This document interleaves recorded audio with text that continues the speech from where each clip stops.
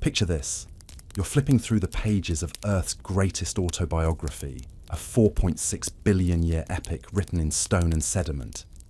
Every chapter tells an incredible story. The rise of the first continents, the birth of life itself, massive volcanic eruptions that reshaped entire landscapes. Ice ages that locked the planet in frozen silence for millions of years. Page after page of extraordinary events, each one more fascinating than the last. Then suddenly you turn to what should be one of the most important chapters in the entire book, and the pages are blank. Not damaged, not faded, completely missing. As if someone took a cosmic eraser and wiped away hundreds of millions of years of Earth's most crucial period. Welcome to the most baffling mystery in paleontology, a gap in time so massive, so inexplicable, that it stumped scientists for over a century. We're talking about a hole in Earth's history that spans roughly 540 million years, during which almost nothing was preserved in the fossil record. No bones, no shells, no clear evidence of the complex life that should have existed during this period. If these kinds of prehistoric mysteries fascinate you, you're going to love what we explore here on Did You Know Prehistory? So hit that subscribe button right now, because we dive deep into the most mind-blowing secrets our planet has kept hidden for millions of years. This isn't just some minor gap we're discussing. This is a chasm in time that paleontologists call the most perplexing puzzle in all of natural history. During these missing centuries of millennia, life on Earth was supposedly undergoing its most dramatic transformation ever. Single-celled organisms were evolving into complex multicellular creatures. The first animals with hard shells and skeletons were emerging. Ocean chemistry was shifting in ways that would determine the fate of every living thing. Yet when scientists examine rocks from this period, they find virtually nothing. It's like trying to understand the entire history of human civilization, but having every book, every document, every piece of evidence from the dawn of agriculture to the Renaissance just vanish into thin air. You'd have cave paintings on one side and Shakespeare on the other, with absolutely no explanation for how we got from one to the other. The mystery deepens when you realize this isn't a localized phenomenon. This gap appears in rock formations across every continent, in the remote badlands of Australia, in the frozen expanses of Siberia, in the desert mountains of North Africa. Everywhere geologists look, they find the same thing: older rocks containing simple, primitive life forms. Then nothing. Then suddenly, rocks filled with an explosion of complex creatures that seem to appear out of nowhere. Scientists have a name for what comes after this gap. They call it the Cambrian explosion, and it represents one of the most dramatic evolutionary events in Earth's history. In what amounts to a geological instant, maybe 20 million years, life went from simple and sparse to incredibly diverse and complex. Creatures with eyes appeared. Animals with shells and exoskeletons emerged.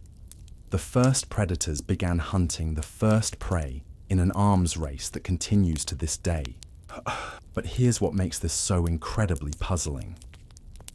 Evolution doesn't work that way. Complex life doesn't just appear fully formed like some kind of biological magic trick. It takes time, lots of time. There should be countless transitional fossils showing the gradual development from simple to complex. There should be evidence of failed experiments, evolutionary dead ends, the trial and error process that characterizes how life actually evolves. Instead, we have this: nothing, then everything. Charles Darwin himself was deeply troubled by this gap. In his groundbreaking work, he called it the most serious objection that could be raised against his theory of evolution. Darwin spent sleepless nights trying to figure out how to explain the sudden appearance of complex life without the gradual transitions his theory predicted. He hoped future fossil discoveries would fill in the missing pieces. That was over 160 years ago. We're still waiting. The gap has a name among paleontologists. They call it Darwin's dilemma, and it's been driving scientists absolutely crazy since the mid-1800s. Every few years, someone announces they've found the missing link, the fossil that will finally bridge this enormous chasm in the record. Expeditions are launched to remote corners of the world. New technologies are deployed to examine rocks with unprecedented precision. Millions of dollars are spent searching for answers. Yet the fundamental mystery remains. Where did all that time go? What happened to the fossils that should exist from this period? And most importantly, how did life make such an incredible leap forward in such a short amount of time? The implications go far beyond just satisfying scientific curiosity. Understanding this gap could revolutionize our knowledge of how evolution works.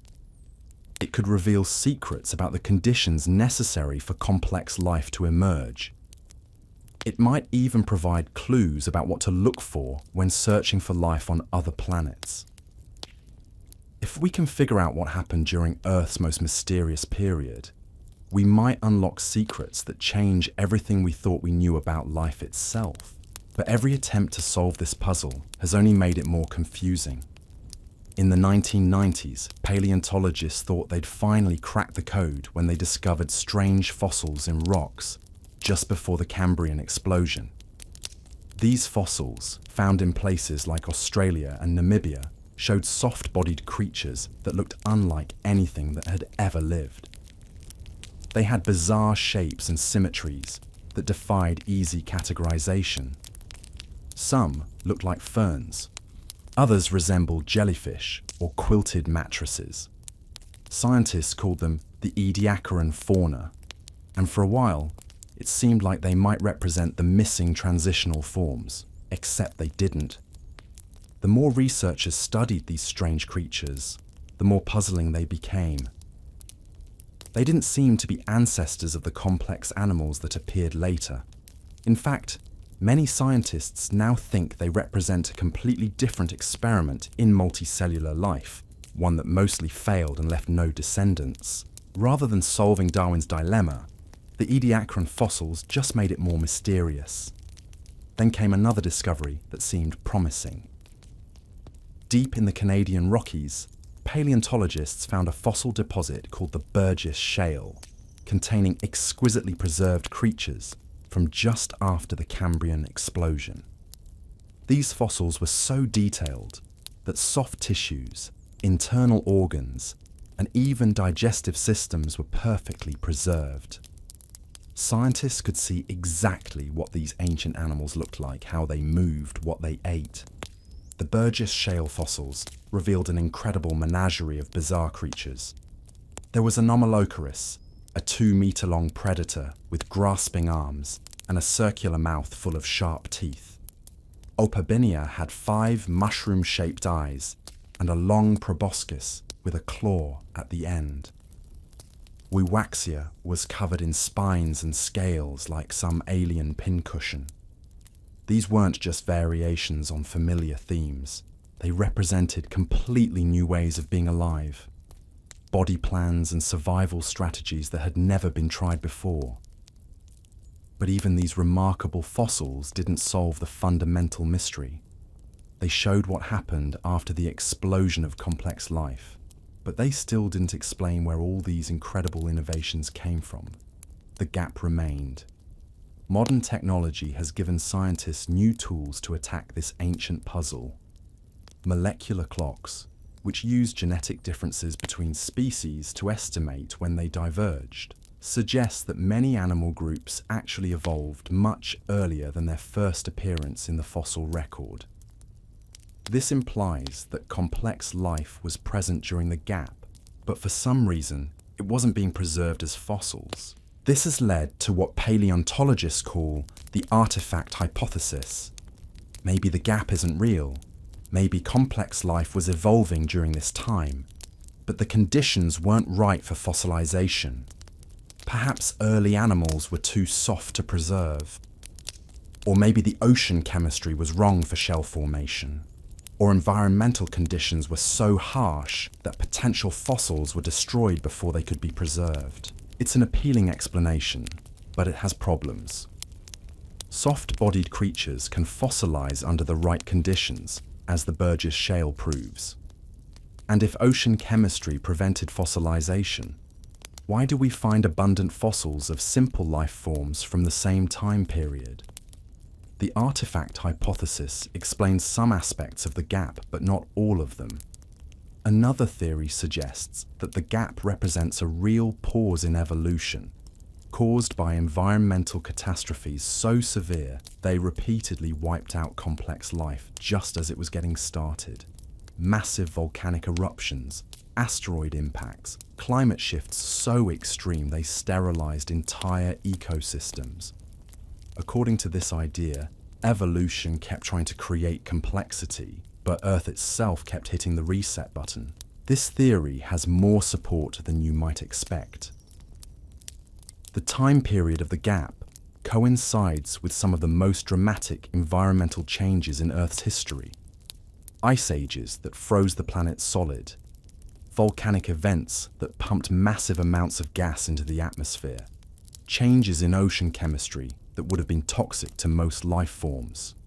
Maybe the gap exists because complex life kept evolving and then getting destroyed over and over again, until finally conditions stabilized enough for the Cambrian explosion to occur. But even this explanation has gaps of its own. If environmental catastrophes were regularly wiping out complex life, why weren't simple life forms affected the same way? And why don't we see evidence of these repeated evolutionary attempts in the fossil record? The more scientists study this prehistoric timehole, the more mysterious it becomes. Every answer leads to new questions. Every discovery reveals new layers of complexity. It's like trying to solve a jigsaw puzzle where half the pieces are missing, and the pieces you do have don't seem to fit together in any logical way. Some researchers have begun to wonder if the gap represents something even more fundamental about how evolution works. Maybe the transition from simple to complex life requires conditions so specific, so unlikely, that it only happened once in Earth's history. Maybe what we're seeing isn't a gap in the fossil record, but evidence of the most improbable event in the history of life. This idea suggests that the evolution of complex life was so difficult, so against the odds, that it took hundreds of millions of years of failed attempts before finally succeeding. During all that time, evolution was experimenting with different approaches, trying and failing to create sustainable complex organisms. The gap represents this long period of evolutionary trial and error, with the Cambrian explosion marking the moment when evolution finally got it right. If this is true, it would mean that complex life like ourselves is far rarer in the universe than we might hope. It would suggest that the leap from simple to complex biology is one of the hardest steps in the entire process of evolution, a bottleneck so narrow that most planets never make it through. The implications are staggering.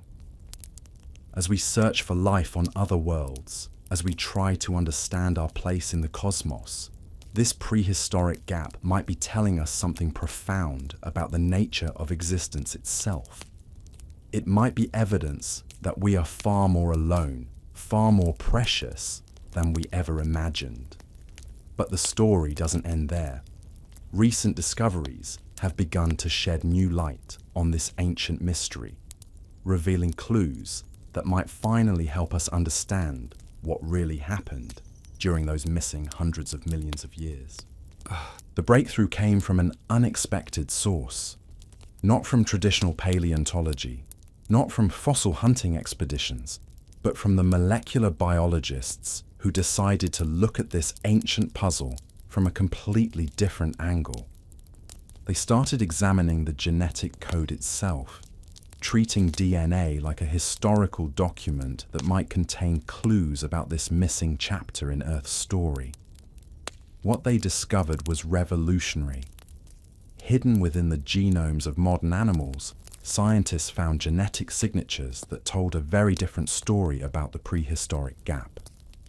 These molecular fingerprints suggested that complex life had indeed been evolving during those missing millions of years, but in ways that left almost no fossil evidence behind. The genetic data revealed something extraordinary. Many of the fundamental innovations that made complex life possible, the genetic toolkit for building eyes, limbs, nervous systems, digestive organs, had evolved much earlier than anyone suspected. These crucial genetic programs were already present in primitive organisms long before the Cambrian explosion, just waiting for the right conditions to be expressed.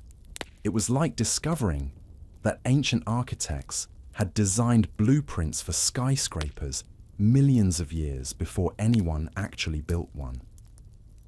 The instructions were there, encoded in DNA, but something was preventing life from using them to create the complex body plans we see in the fossil record. This discovery led scientists to a startling new hypothesis. Maybe the gap wasn't about evolution failing to create complexity.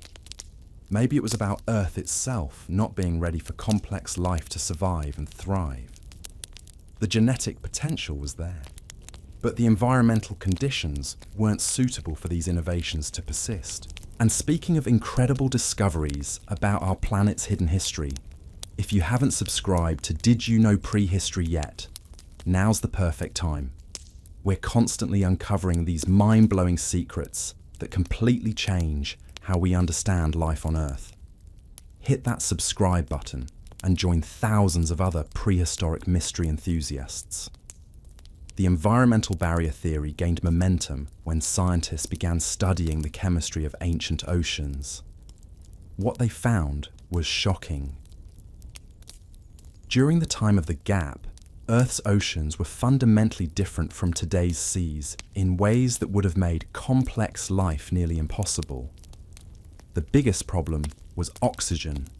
Not too little oxygen, which you might expect, but oxygen that was distributed in all the wrong places. The surface waters of ancient oceans contained some oxygen, but deeper waters were completely devoid of it. This created a layered ocean system where complex life could potentially exist near the surface, but any dead organisms would sink into oxygen-free zones where they couldn't decay normally.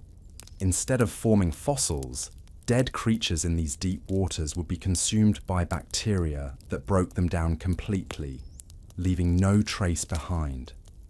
It was like a biological disposal system that efficiently erased any evidence of complex life before it could be preserved for future paleontologists to discover.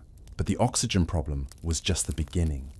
The chemistry of these ancient seas was dominated by hydrogen sulfide, the same gas that gives rotten eggs their distinctive smell. Except in the prehistoric oceans, hydrogen sulfide concentrations were thousands of times higher, creating an environment that would have been lethal to most complex life forms. Imagine trying to evolve sophisticated body plans in an ocean that was essentially a giant toxic waste dump. Any creature that developed complex organs would have faced the constant challenge of preventing these organs from being poisoned by the surrounding seawater. Most evolutionary experiments would have failed simply because the environment was too hostile for delicate biological innovations to survive. This toxic ocean hypothesis explains many of the puzzling aspects of the gap. It explains why simple organisms, which could better tolerate harsh conditions, continue to thrive and leave fossils. It explains why complex life seemed to appear suddenly when ocean chemistry finally changed. And it explains why the gap is global rather than localized to specific regions. But even as this picture came into focus, scientists discovered something that made the mystery even more intriguing. Deep in the Canadian Arctic, researchers found microscopic fossils that seemed to show complex cellular structures from right in the middle of the gap period. These weren't the simple bacteria and algae that dominated most fossil sites from this time. These were cells with internal compartments, complex membranes, and sophisticated molecular machinery. The discovery was controversial from the moment it was announced. Some scientists argued that the fossils were too perfectly preserved, too complex for such ancient rocks. Others suggested they might be contamination from younger rocks that had somehow mixed with older formations. The debate raged for years, with careers and reputations hanging in the balance. Meanwhile, other researchers began finding similar microscopic structures in rocks from around the world, always in formations from the Gap period, always showing levels of cellular complexity that shouldn't have existed yet according to conventional wisdom. These tiny fossils seemed to be telling a story that directly contradicted everything paleontologists thought they knew about early life. The implications were staggering. If these microscopic fossils were genuine, they suggested that complex life hadn't just been experimenting with body plans during the Gap period. It had actually achieved remarkable levels of cellular sophistication, developing the fundamental biological machinery that would later make the Cambrian explosion possible. Think about what this means. For hundreds of millions of years, life was working behind the scenes, perfecting the molecular tools needed for complexity.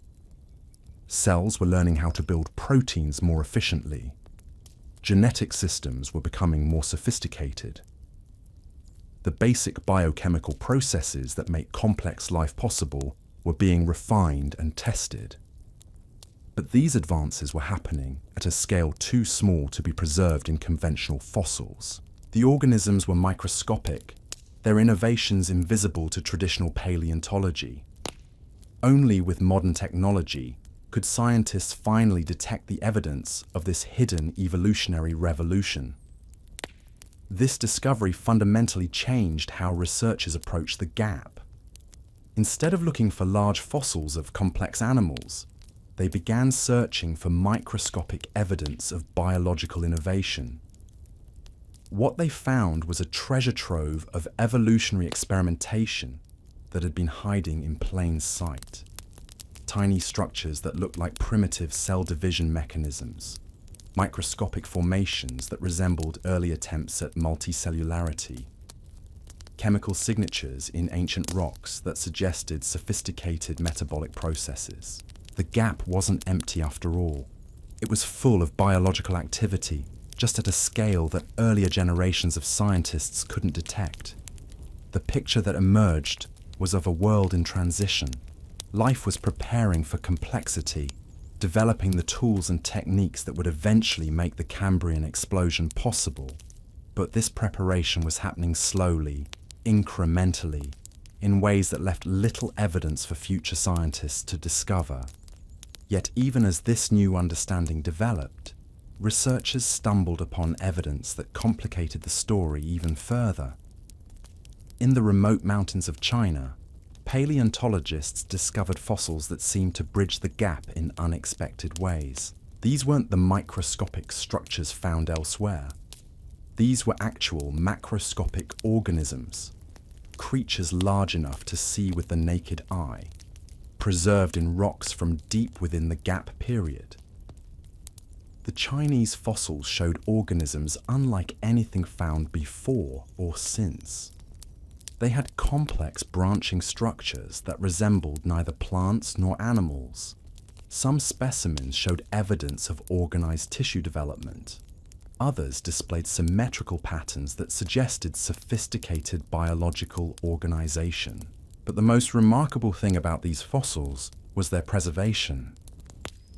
Unlike most specimens from this time period, these creatures had been fossilized in extraordinary detail. Scientists could see cellular structures, internal organization, even what appeared to be reproductive organs. It was as if a window had suddenly opened onto a lost world that had been hidden for hundreds of millions of years. The discovery sent shockwaves through the paleontological community. Here was direct evidence of complex life during the gap, preserved in ways that allowed detailed study. But the organisms themselves were so bizarre, so unlike anything in the modern world, that scientists struggled to understand what they were looking at.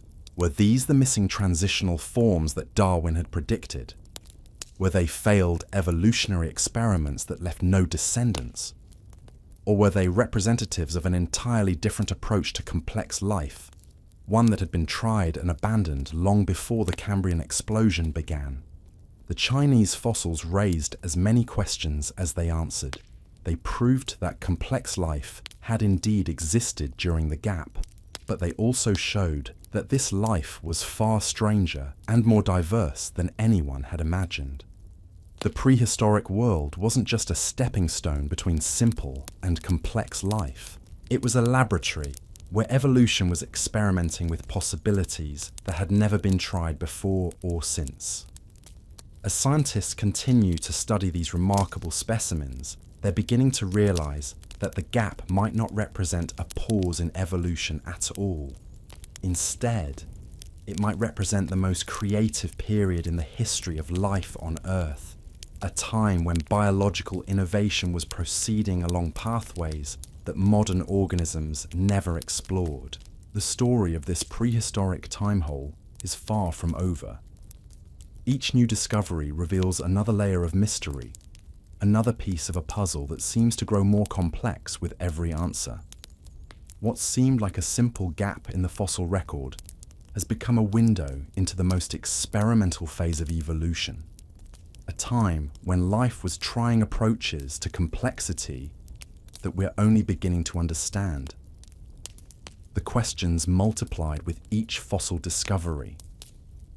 If these Chinese specimens represented genuine complex life from the gap period, why were they so different from everything that came after? Why did these particular evolutionary experiments fail while others succeeded? And most puzzling of all, if life was capable of such sophisticated organization during this time, why did it take so much longer for the familiar forms of complex life to emerge? The answers began to emerge from the most unlikely source imaginable. Not from remote fossil sites or high-tech laboratories, but from studying modern creatures that most people consider utterly unremarkable. Sponges. Those simple, seemingly primitive animals that attach themselves to rocks on the ocean floor and filter water through their bodies. For over a century, scientists had dismissed sponges as evolutionary dead ends, simple creatures that represented the very earliest stages of animal development. They have no organs, no nervous system, no complex behaviors. They just sit there and filter. How could such basic organisms possibly hold clues to one of paleontology's greatest mysteries? But when molecular biologists began examining sponge DNA, they discovered something extraordinary. Hidden within the genetic code of these humble creatures was one of the most sophisticated sets of developmental genes ever found.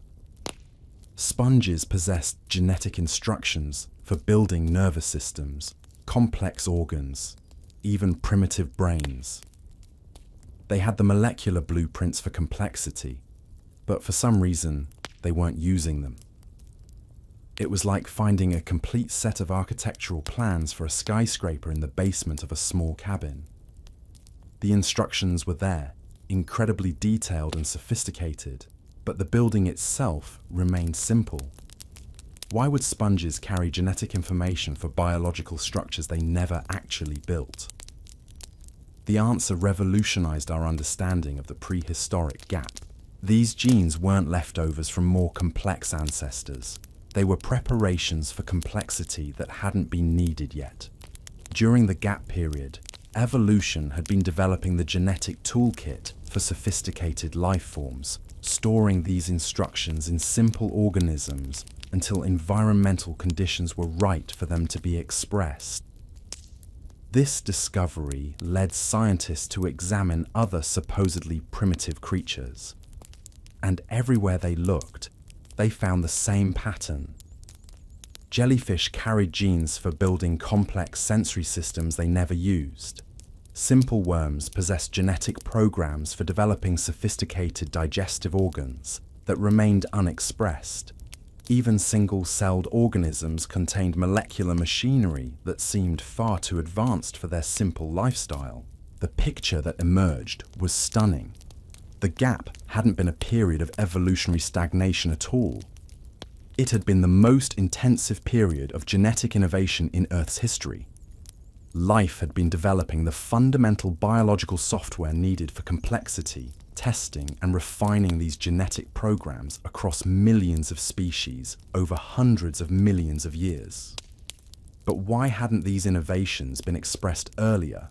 Why did life spend so much time preparing for complexity without actually becoming complex? The answer lay in understanding the relationship between genetic potential and environmental opportunity. Having the blueprints for a skyscraper doesn't mean much if you don't have the right materials and conditions to build one.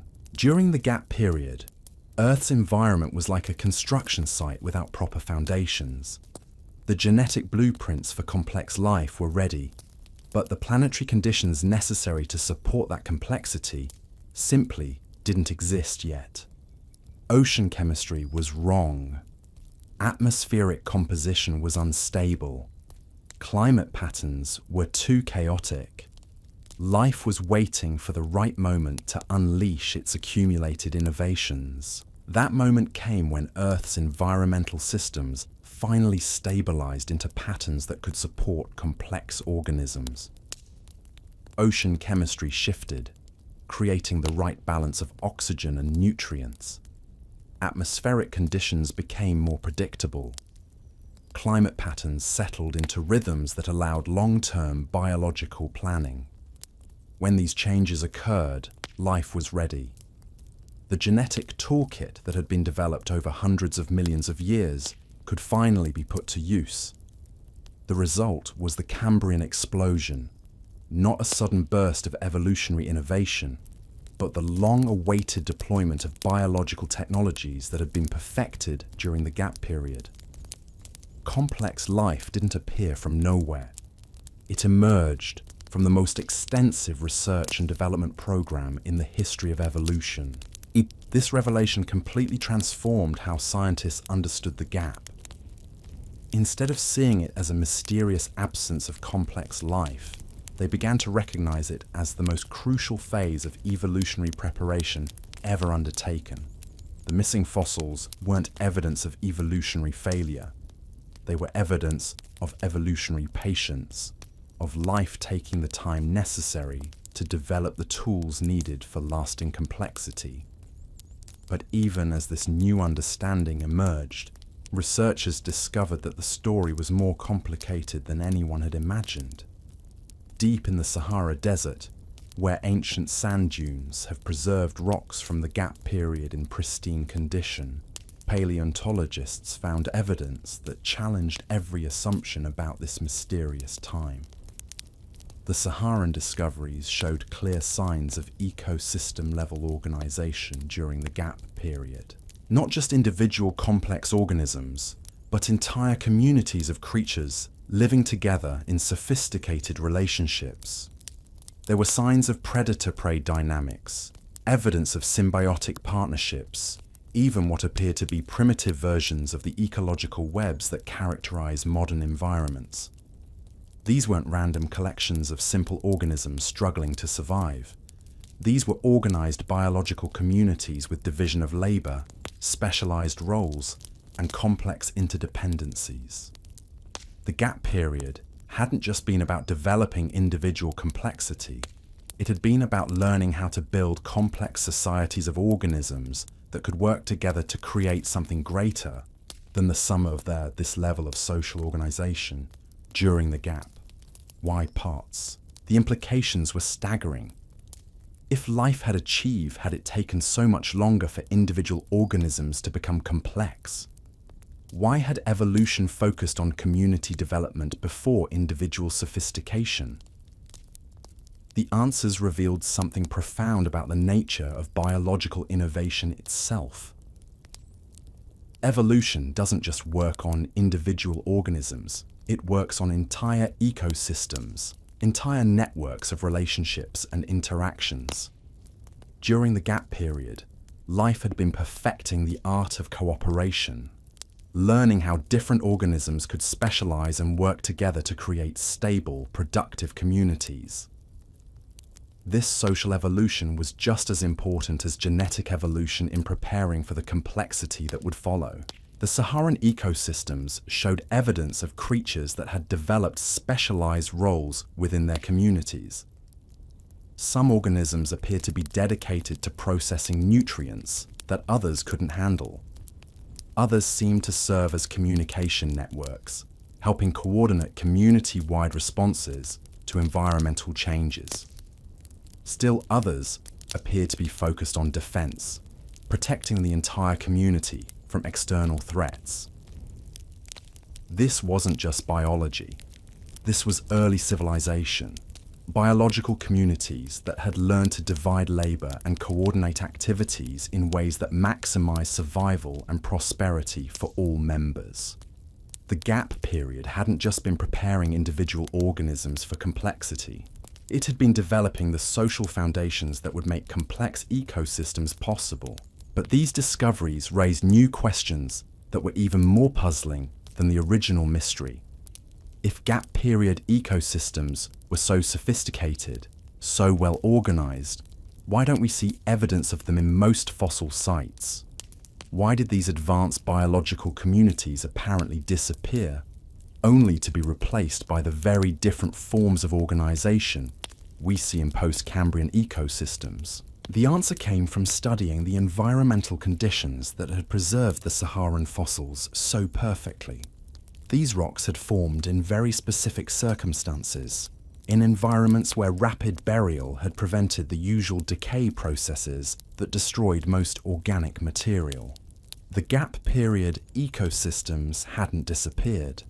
They had simply been living in environments where fossilization was nearly impossible.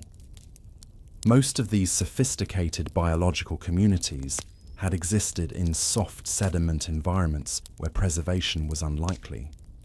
They had thrived in shallow water ecosystems where wave action prevented fossil formation. They had developed in tropical regions where rapid decay eliminated most traces of their existence. The absence of fossils didn't mean absence of life. It meant absence of the right conditions for preservation. This realization led to a fundamental shift in how scientists approached the gap mystery. Instead of asking why complex life was absent during this period, researchers began asking what kinds of environments would have supported complex life without preserving evidence of it. The focus shifted from looking for fossils to understanding the conditions that prevented fossilization. What they discovered was that the gap period had been characterized by environmental conditions that were perfect for biological innovation, but terrible for fossil preservation. Warm, shallow seas with high levels of biological activity created ideal conditions for evolutionary experimentation, but rapid decay rates that eliminated most potential fossils. Soft sediment environments provided stable habitats for complex communities, but lacked the mineral conditions necessary for fossilization. The gap wasn't really a gap at all, a gap. It was a period of intensive biological activity that happened to occur under conditions that made preservation nearly impossible. Life had been busier during this time than at almost any other period in Earth's history. But most of the evidence had been erased by the very environmental conditions that had made that activity possible. This understanding finally began to solve Darwin's dilemma. The missing transitional forms weren't really missing. They had existed, evolved, thrived, and diversified during the gap period. But they had done so under environmental conditions that prevented their preservation as fossils. The sudden appearance of complex life in the Cambrian wasn't evidence of rapid evolution. It was evidence of the first time environmental conditions had become suitable for preserving evidence of the complexity that had been developing all along. Here at Did You Know Prehistory, we're constantly uncovering these kinds of revolutionary discoveries that completely change how we understand life on Earth. Stories like this prehistoric time hole remind us that some of the biggest mysteries in natural history aren't really about missing information, but about learning to read the information that's actually there in new ways.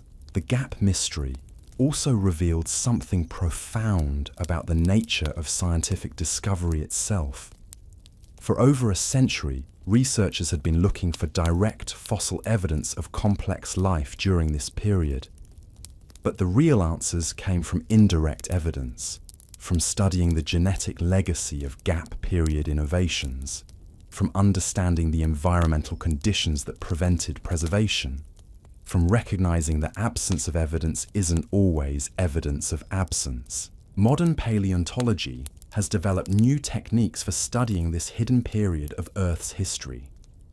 Chemical analysis of ancient rocks can reveal biological signatures even when no fossils are present.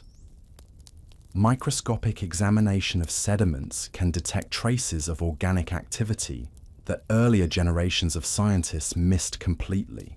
Computer modeling can reconstruct ancient ecosystems based on fragmentary evidence and environmental conditions. These new approaches are revealing that the gap period was actually one of the most biologically active times in Earth's history. Complex ecosystems were developing sophisticated relationships between organisms. Genetic innovations were accumulating at unprecedented rates. Biological communities were experimenting with forms of organization that wouldn't be seen again for hundreds of millions of years. Some researchers now believe that the gap period might have seen levels of biological diversity that exceeded what we see in modern ecosystems. The lack of competition from large complex organisms might have created opportunities for experimental life forms that would be impossible in today's crowded biological landscape. Evolution might have tried approaches to complexity during this time that were so radical, so different from familiar patterns, that we're still struggling to recognize them in the fossil record. The Chinese fossils that had seemed so bizarre and inexplicable began to make sense in this context. They weren't failed evolutionary experiments. They were successful solutions to biological challenges that no longer exist. They represented forms of complexity that had worked perfectly under gap period conditions, but became obsolete when environmental changes made different approaches more advantageous. This perspective suggests that the gap period might have been more innovative, more creative than any subsequent period in Earth's history. Without the constraints imposed by established ecological relationships, life had been free to experiment with possibilities that would never be tried again. The strange organisms preserved in exceptional fossil sites might be glimpses of a biological wonderland that existed for hundreds of millions of years before disappearing forever. The implications extend far beyond understanding Earth's prehistoric past. If complex life can develop in ways that leave little fossil evidence, what does this mean for our search for life on other planets? How many worlds might be hosting sophisticated biological communities that would be invisible to our current detection methods? The gap period suggests that life might be far more creative, far more diverse than we've ever imagined. As scientists continue to study this mysterious period, they're discovering that it holds keys to understanding some of the most fundamental questions about life itself. How does biological complexity emerge? What conditions are necessary for sophisticated ecosystems to develop? How creative can evolution be when freed from the constraints of established biological relationships? The prehistoric time hole that once seemed to represent evolution's greatest failure is now recognized as its greatest success story. Those missing hundreds of millions of years weren't lost time.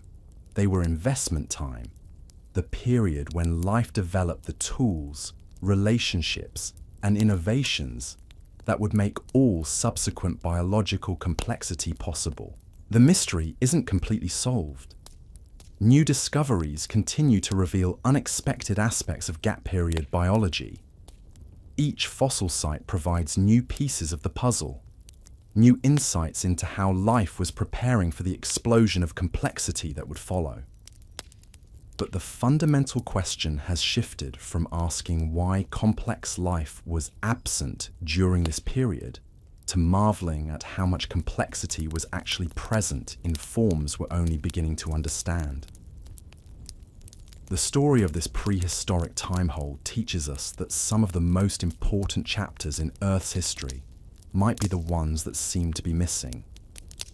Sometimes the absence of obvious evidence is itself evidence of something extraordinary, something so different from our expectations that we need entirely new ways of looking to recognize what was really there all along. The more researchers examine this hidden biological revolution, the more they realize that the gap period had been characterized by evolutionary strategies that were completely alien to modern life. These weren't just different species using familiar approaches to survival.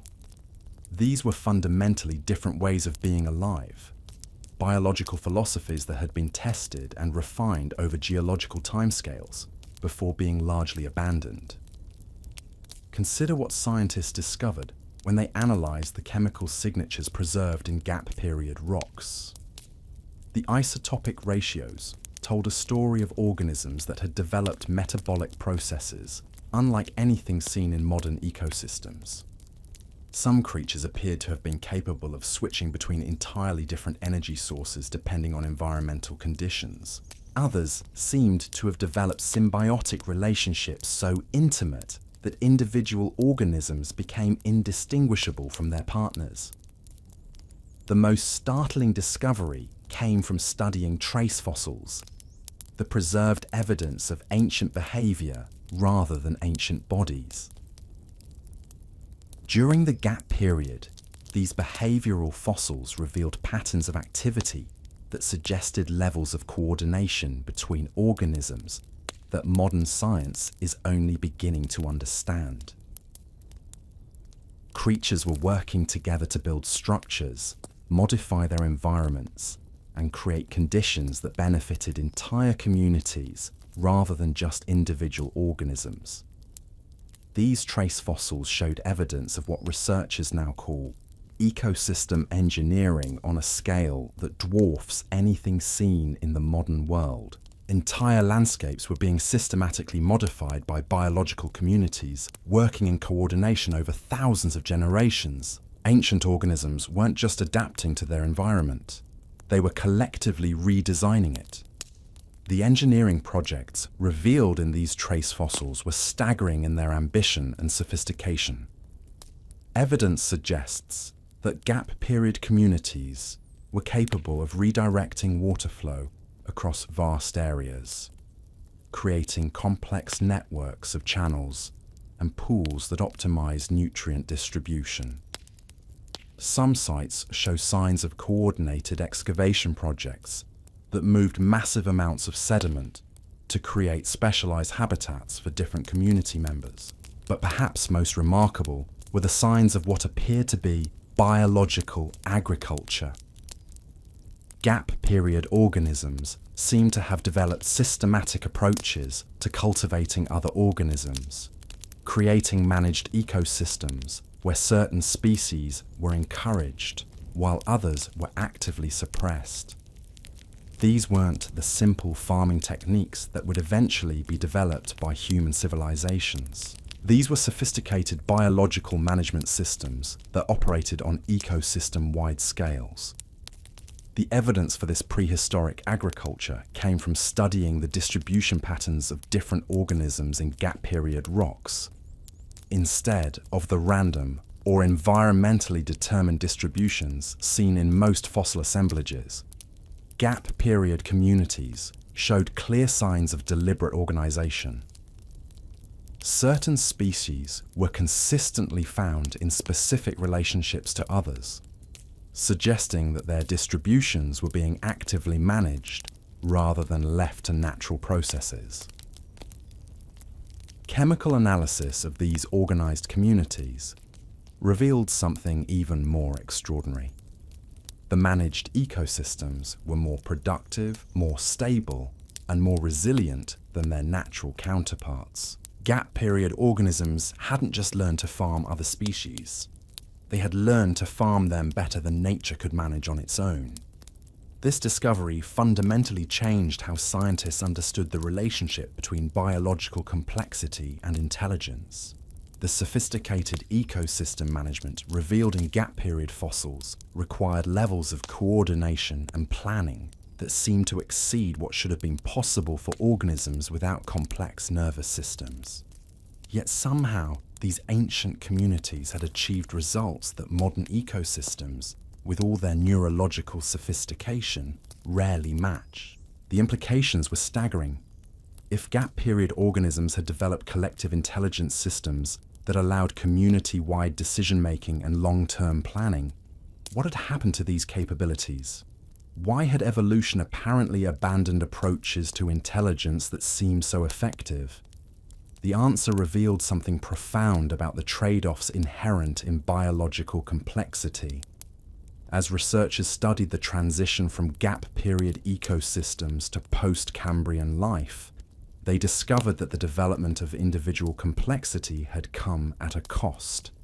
The sophisticated community-based intelligence systems that had characterized gap period life were incompatible with the neurological innovations that enabled individual organisms to become more complex. Evolution had faced a choice.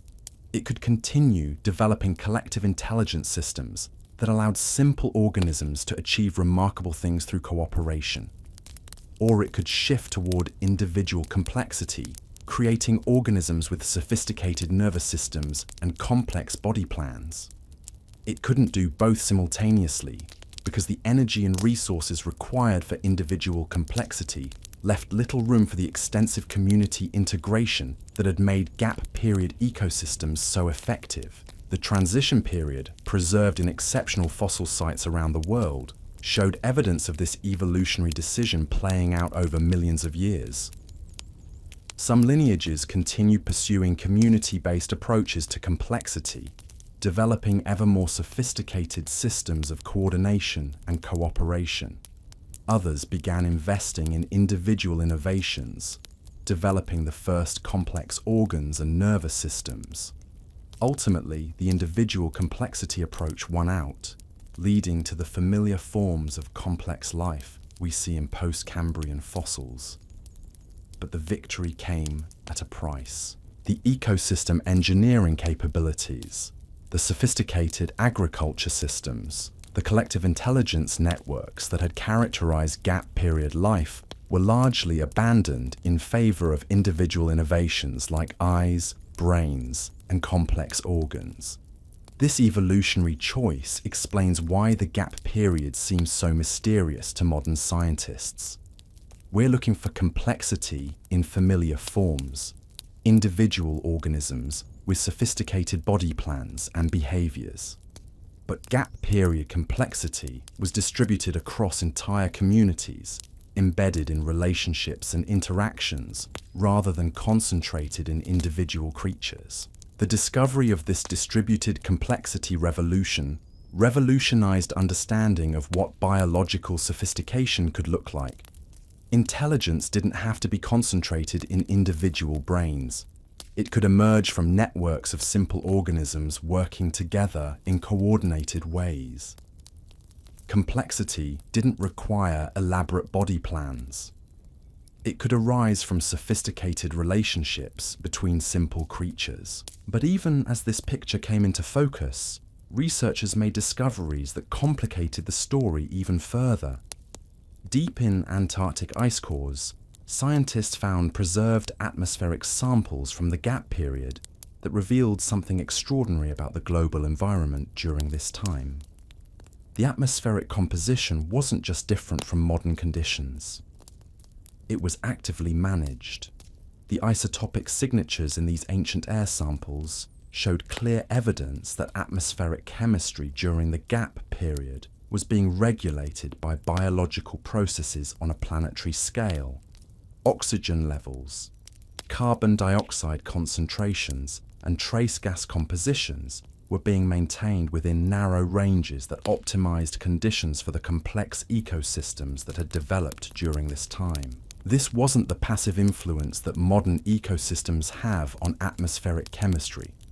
This was active management, sophisticated feedback systems that detected changes in atmospheric composition and triggered biological responses designed to maintain optimal conditions. Gap period life hadn't just adapted to its environment. It had learned to control that environment on a global scale. The atmospheric management systems revealed in ice core data suggested that gap period ecosystems had achieved something that modern life has never accomplished. They had created stable, self-regulating planetary conditions that persisted for hundreds of millions of years. During this entire time, despite major geological changes and external perturbations, atmospheric chemistry remained remarkably stable, maintained within ranges that supported complex biological communities. Here at Did You Know Prehistory, discoveries like this remind us why studying our planet's deep past is so important. These ancient ecosystems achieved levels of environmental management that our modern technological civilization can only dream of. Understanding how they did it might hold keys to addressing contemporary environmental challenges. The atmospheric management systems weren't the only planetary scale innovations that gap period life had developed. Ocean chemistry data revealed evidence of sophisticated marine management systems that maintained optimal conditions for biological communities across entire ocean basins. Sediment patterns showed signs of coordinated land management that prevented erosion and maintained soil fertility over geological timescales. Gap period organisms had essentially turned Earth into a managed planet, a vast biological machine designed to maintain optimal conditions for life. This planetary management system was so effective, so stable, that it persisted for hundreds of millions of years without requiring the kind of constant intervention that characterizes modern environmental management efforts. But this remarkable achievement raised troubling questions about what had happened to these capabilities. If gap period life had developed such effective planetary management systems, why had they been abandoned? What had caused the transition from managed planetary conditions to the more chaotic environmental patterns that characterize post-Cambrian Earth? The answer came from studying the energetic costs of maintaining these sophisticated systems. Planetary scale environmental management required enormous amounts of biological energy that had to be diverted from other evolutionary priorities. As long as individual organisms remained relatively simple, this energy investment was sustainable.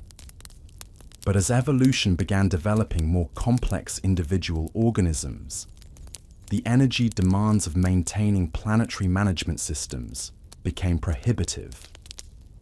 The transition from gap period to post-Cambrian life represented a fundamental shift in evolutionary strategy.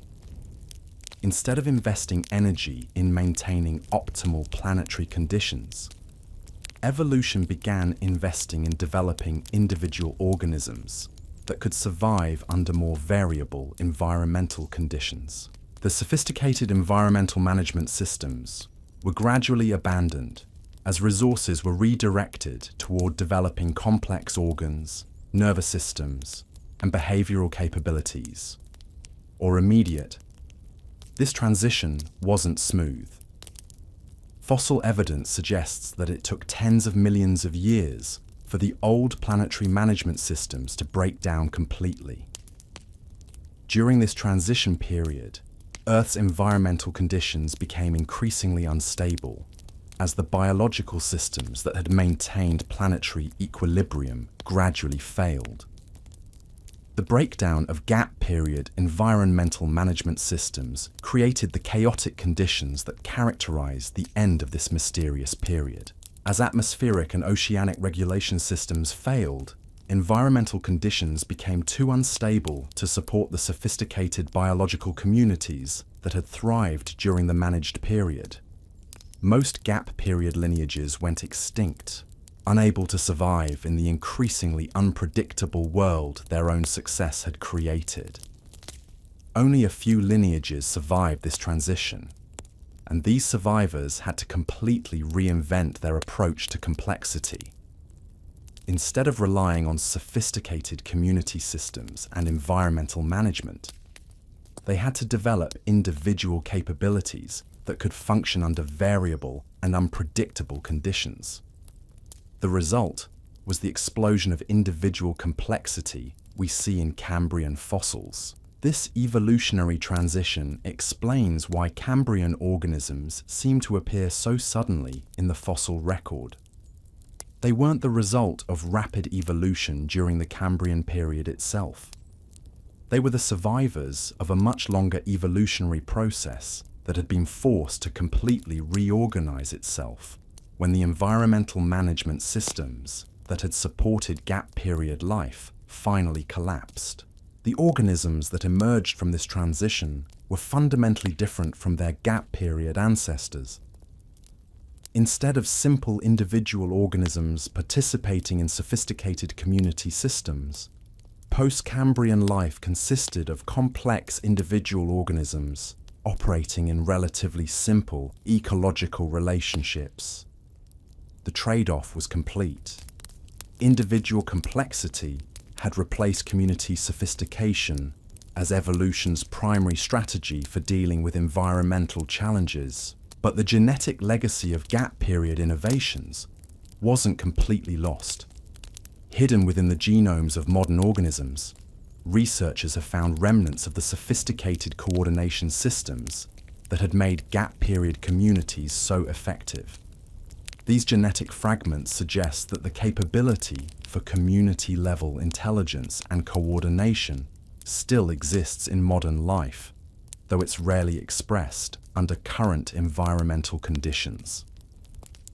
Some scientists now believe that understanding these hidden genetic capabilities could revolutionize our approach to biological engineering and environmental management. If modern organisms still carry the genetic instructions for sophisticated community coordination, it might be possible to reactivate these capabilities under controlled conditions. The result could be biological systems that combine the individual complexity of modern life with the community sophistication of gap period ecosystems. The potential applications are staggering.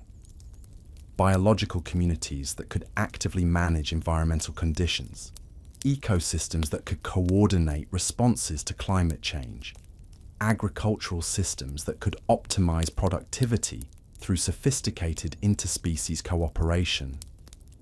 The gap period might not just represent a lost chapter in Earth's history. It might represent a blueprint for Earth's future. But reactivating these ancient capabilities would require understanding exactly how gap period coordination systems worked, and this understanding is still developing. Each new discovery reveals additional layers of sophistication in these ancient biological communities, additional capabilities that modern science is only beginning to comprehend. Recent discoveries in the remote mountains of Greenland have revealed gap period fossil sites that preserve evidence of coordination systems operating across multiple scales simultaneously. Individual organisms were participating in local community networks, which were themselves coordinated with regional ecosystem management systems, which were integrated into continental-scale environmental regulation networks. The hierarchical organization revealed in these Greenland fossils suggests that gap period life had developed something resembling a biological internet, communication and coordination systems that could transmit information and coordinate responses across vast distances and multiple organizational levels. This biological internet was apparently capable of coordinating planetary-scale environmental management, while simultaneously optimizing local conditions for individual communities. The sophistication of these coordination systems exceeded anything seen in modern biological communities. Even the most complex modern ecosystems, like tropical rainforests or coral reefs, operate primarily through local interactions between neighboring organisms.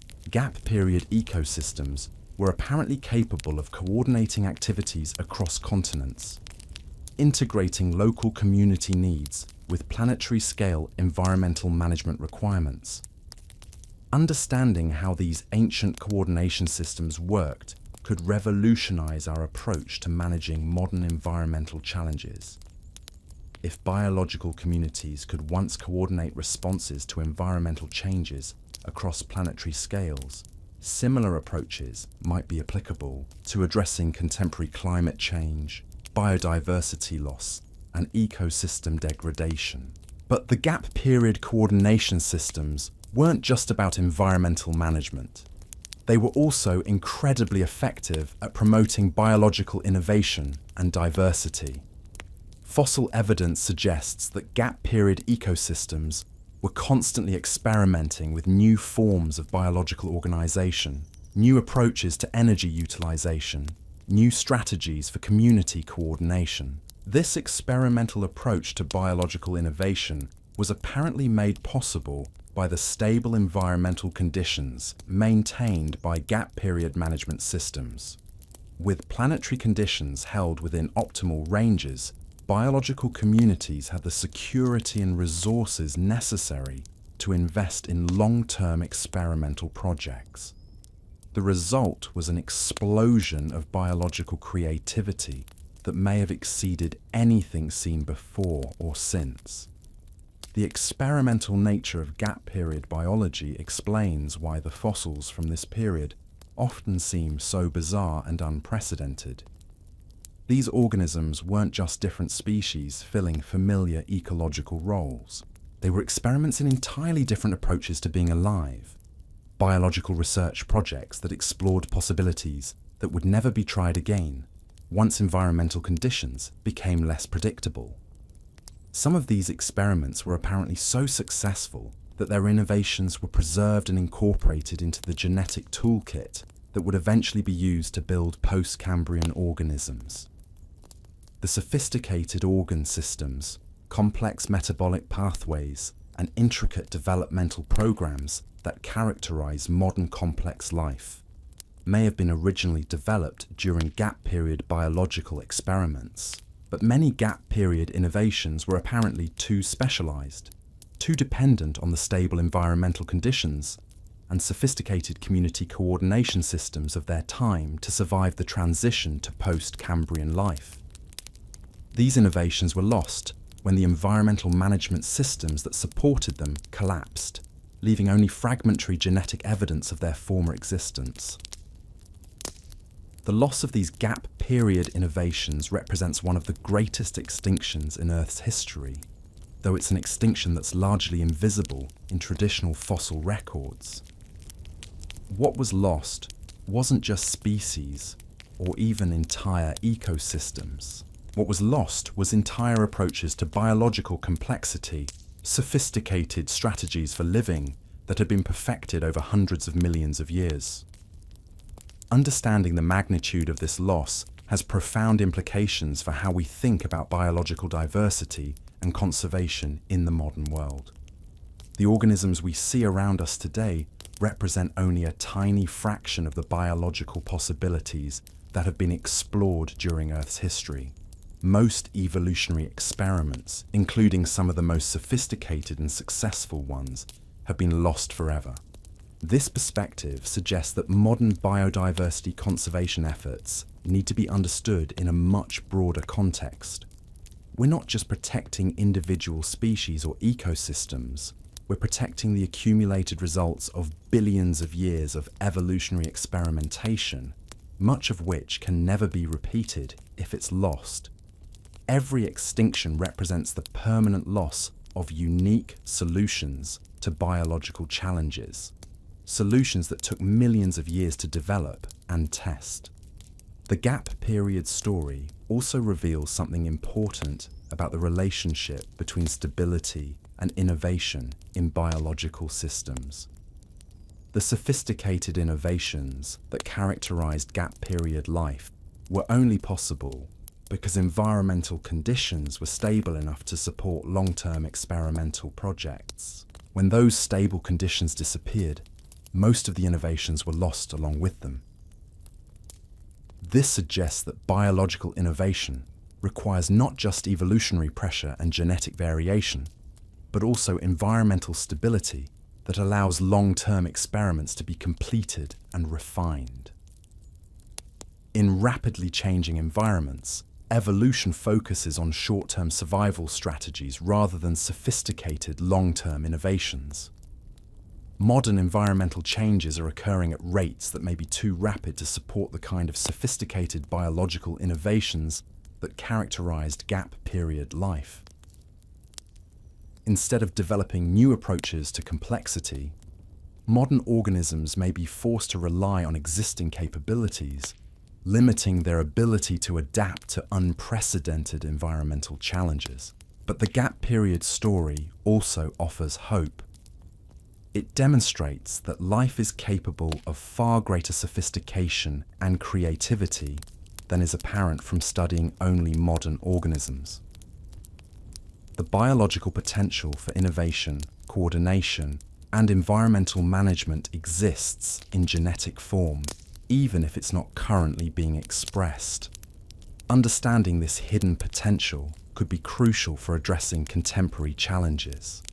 If modern organisms carry genetic remnants of gap period coordination capabilities, it might be possible to develop biological approaches to environmental management that exceed anything achievable through purely technological means. The prehistoric time hole that once seemed to represent evolution's greatest mystery has become a window into evolution's greatest achievements. Those missing hundreds of millions of years weren't empty time.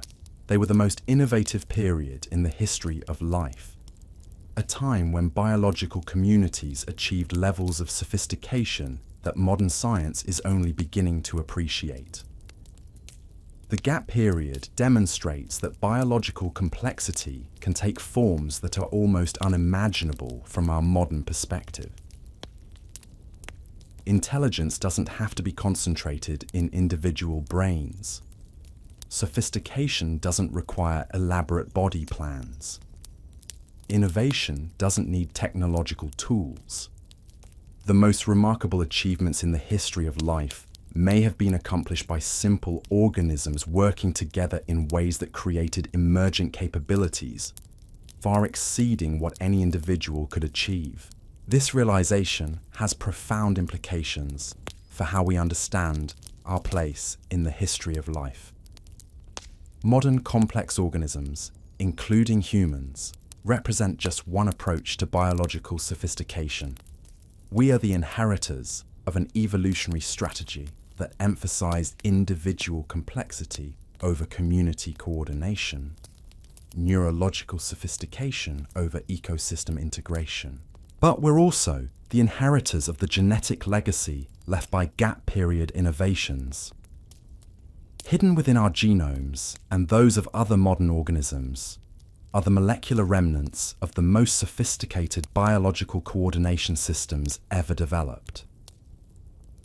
Understanding and potentially reactivating these capabilities could open possibilities for biological innovation that exceed anything seen since the gap period itself.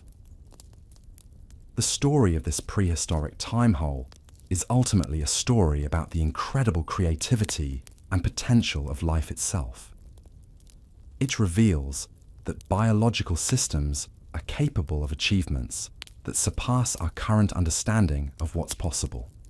It suggests that the future of life on Earth might hold possibilities that we can barely imagine, drawing on capabilities that were developed hundreds of millions of years ago and are only now being rediscovered.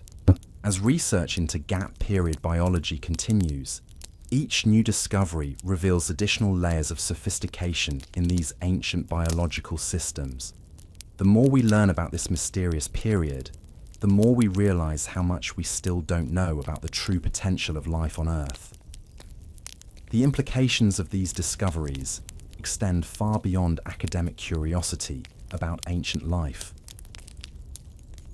What scientists have uncovered about gap period biology is fundamentally changing how we understand the relationship between complexity and survival in the modern world.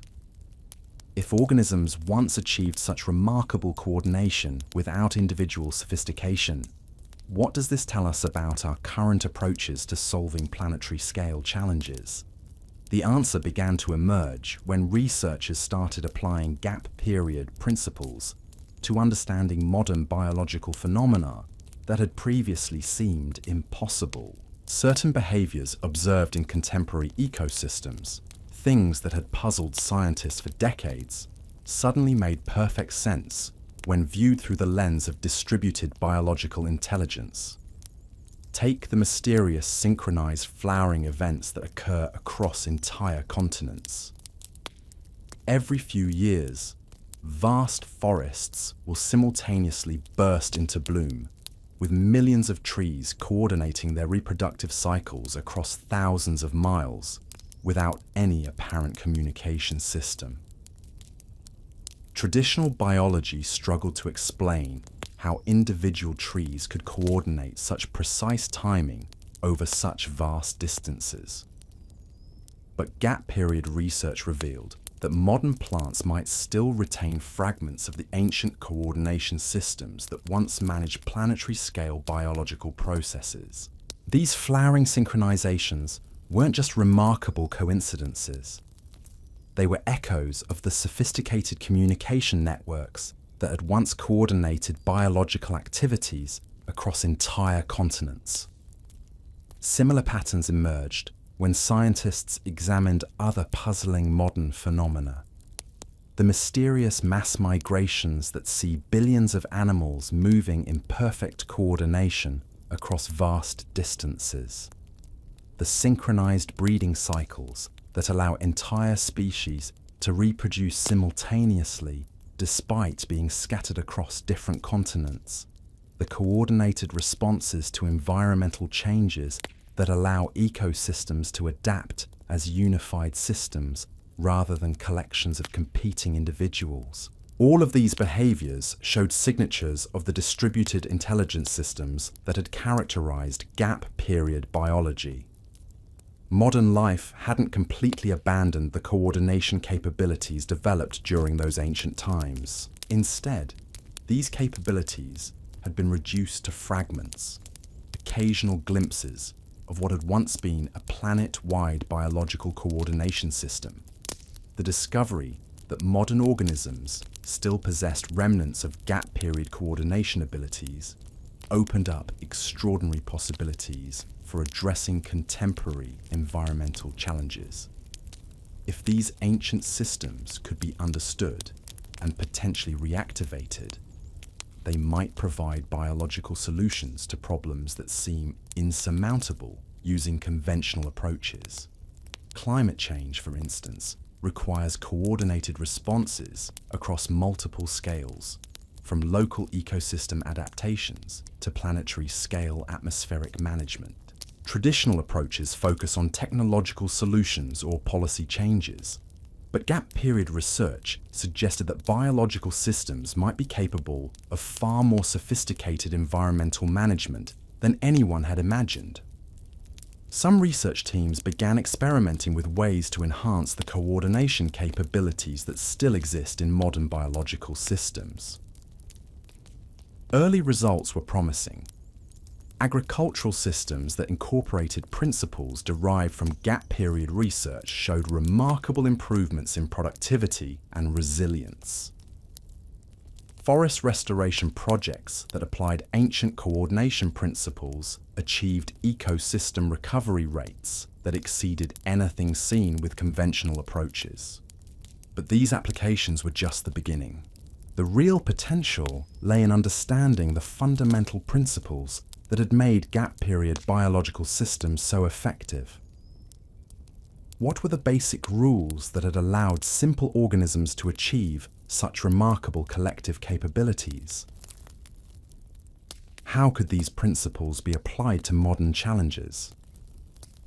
The answers came from studying the information processing systems that had apparently operated within gap-period biological communities. These ancient networks hadn't just coordinated activities between organisms, they had processed environmental information, predicted future conditions, and made collective decisions about how to respond to changing circumstances. The information processing capabilities revealed in gap-period fossils were staggering. Evidence suggested that biological communities during this time had been capable of analyzing environmental data across multiple timescales simultaneously, from immediate local conditions to long-term planetary trends. They had developed prediction systems that could anticipate environmental changes thousands of years in advance and coordinate preparations accordingly. These biological prediction systems had apparently been more accurate and reliable than anything achieved by modern technological approaches. Gap-period communities had successfully maintained optimal planetary conditions for hundreds of millions of years, demonstrating prediction and management capabilities that modern climate science can only aspire to achieve. Understanding how these ancient prediction systems worked could revolutionize our approach to environmental forecasting and management. If biological communities could once predict and prepare for environmental changes over geological timescales, similar approaches might be applicable to addressing contemporary climate challenges. But the gap-period prediction systems hadn't just been about environmental management. They had also been incredibly effective at predicting and preventing biological crises. Fossil evidence suggested that these ancient communities had developed early warning systems that could detect potential problems long before they became serious threats, allowing coordinated responses that prevented most crises from developing. The disease management systems that had operated during gap period were particularly remarkable. Despite the high population densities that characterize many gap period communities, evidence for disease outbreaks or population crashes is remarkably rare in the fossil record. These communities had apparently developed biological health management systems that prevented most disease problems before they could spread. The principles underlying these ancient health management systems might be applicable to modern medical challenges.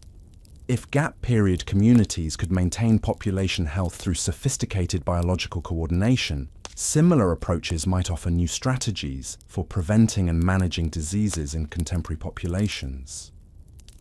Recent research has begun exploring how gap-period health management principles might be applied to addressing modern pandemics, chronic diseases, and other health challenges.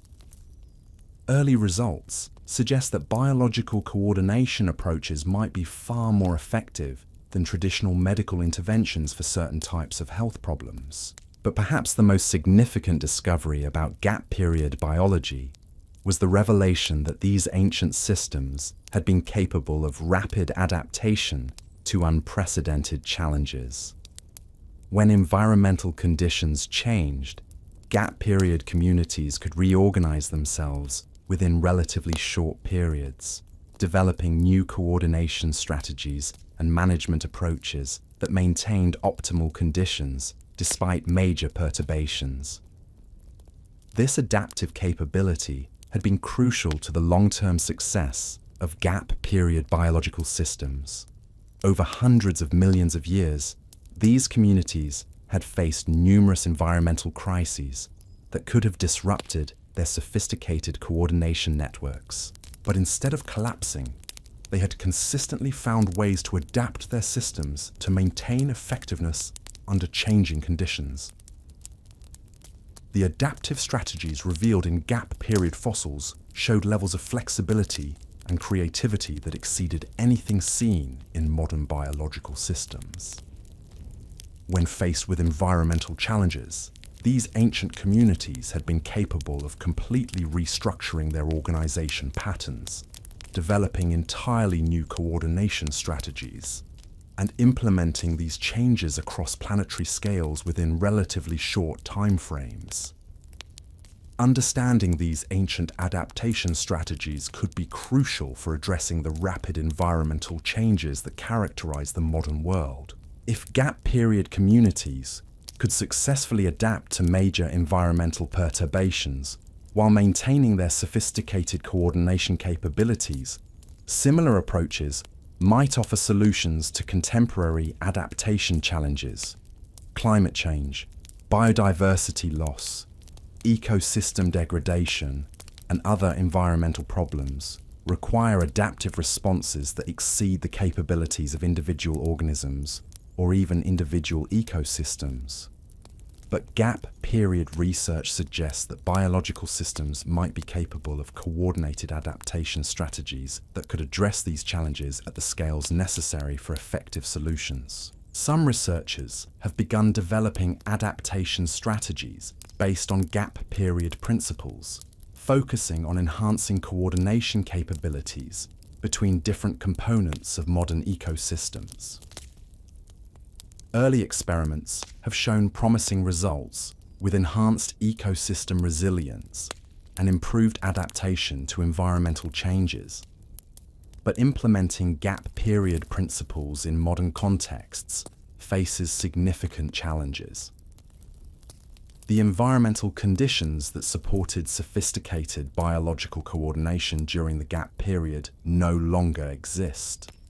Modern ecosystems operate under very different constraints, with higher levels of environmental variability and less predictable conditions. Additionally, the evolutionary transition from community-based to individual-based complexity has created biological systems that are fundamentally different from their gap period ancestors. Modern organisms are adapted for individual survival rather than community coordination, making it difficult to reactivate ancient coordination capabilities. Despite these challenges, gap period research continues to reveal new possibilities for biological innovation and environmental management. Each discovery about these ancient systems provides additional insights into the true potential of biological coordination, offering hope that some of the most sophisticated achievements in the history of life might not be permanently lost. The story of the prehistoric time hole has evolved from a mystery about missing fossils to a revelation about hidden biological potential.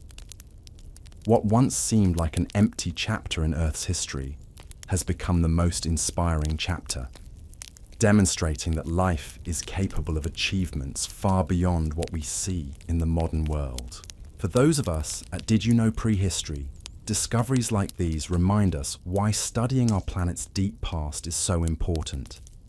These ancient biological systems achieve things that our modern technological civilization can only dream of. Understanding how they worked might hold the key to addressing some of the greatest challenges facing life on Earth today. The gap period demonstrates that biological systems can be far more sophisticated, far more creative, and far more effective than we typically imagine. The coordination capabilities, environmental management systems, and adaptive strategies that characterize this ancient period represent a treasure trove of biological innovations that could revolutionize how we approach modern challenges. But perhaps most importantly, the gap period story reveals something profound about the nature of life itself. Complexity doesn't have to take familiar forms. Intelligence doesn't have to be concentrated in individual brains. Innovation doesn't require technological tools. The most remarkable achievements in the history of life were accomplished through coordination, cooperation, and collective intelligence on scales that exceed anything we see today. This perspective has profound implications for how we think about the future of life on Earth.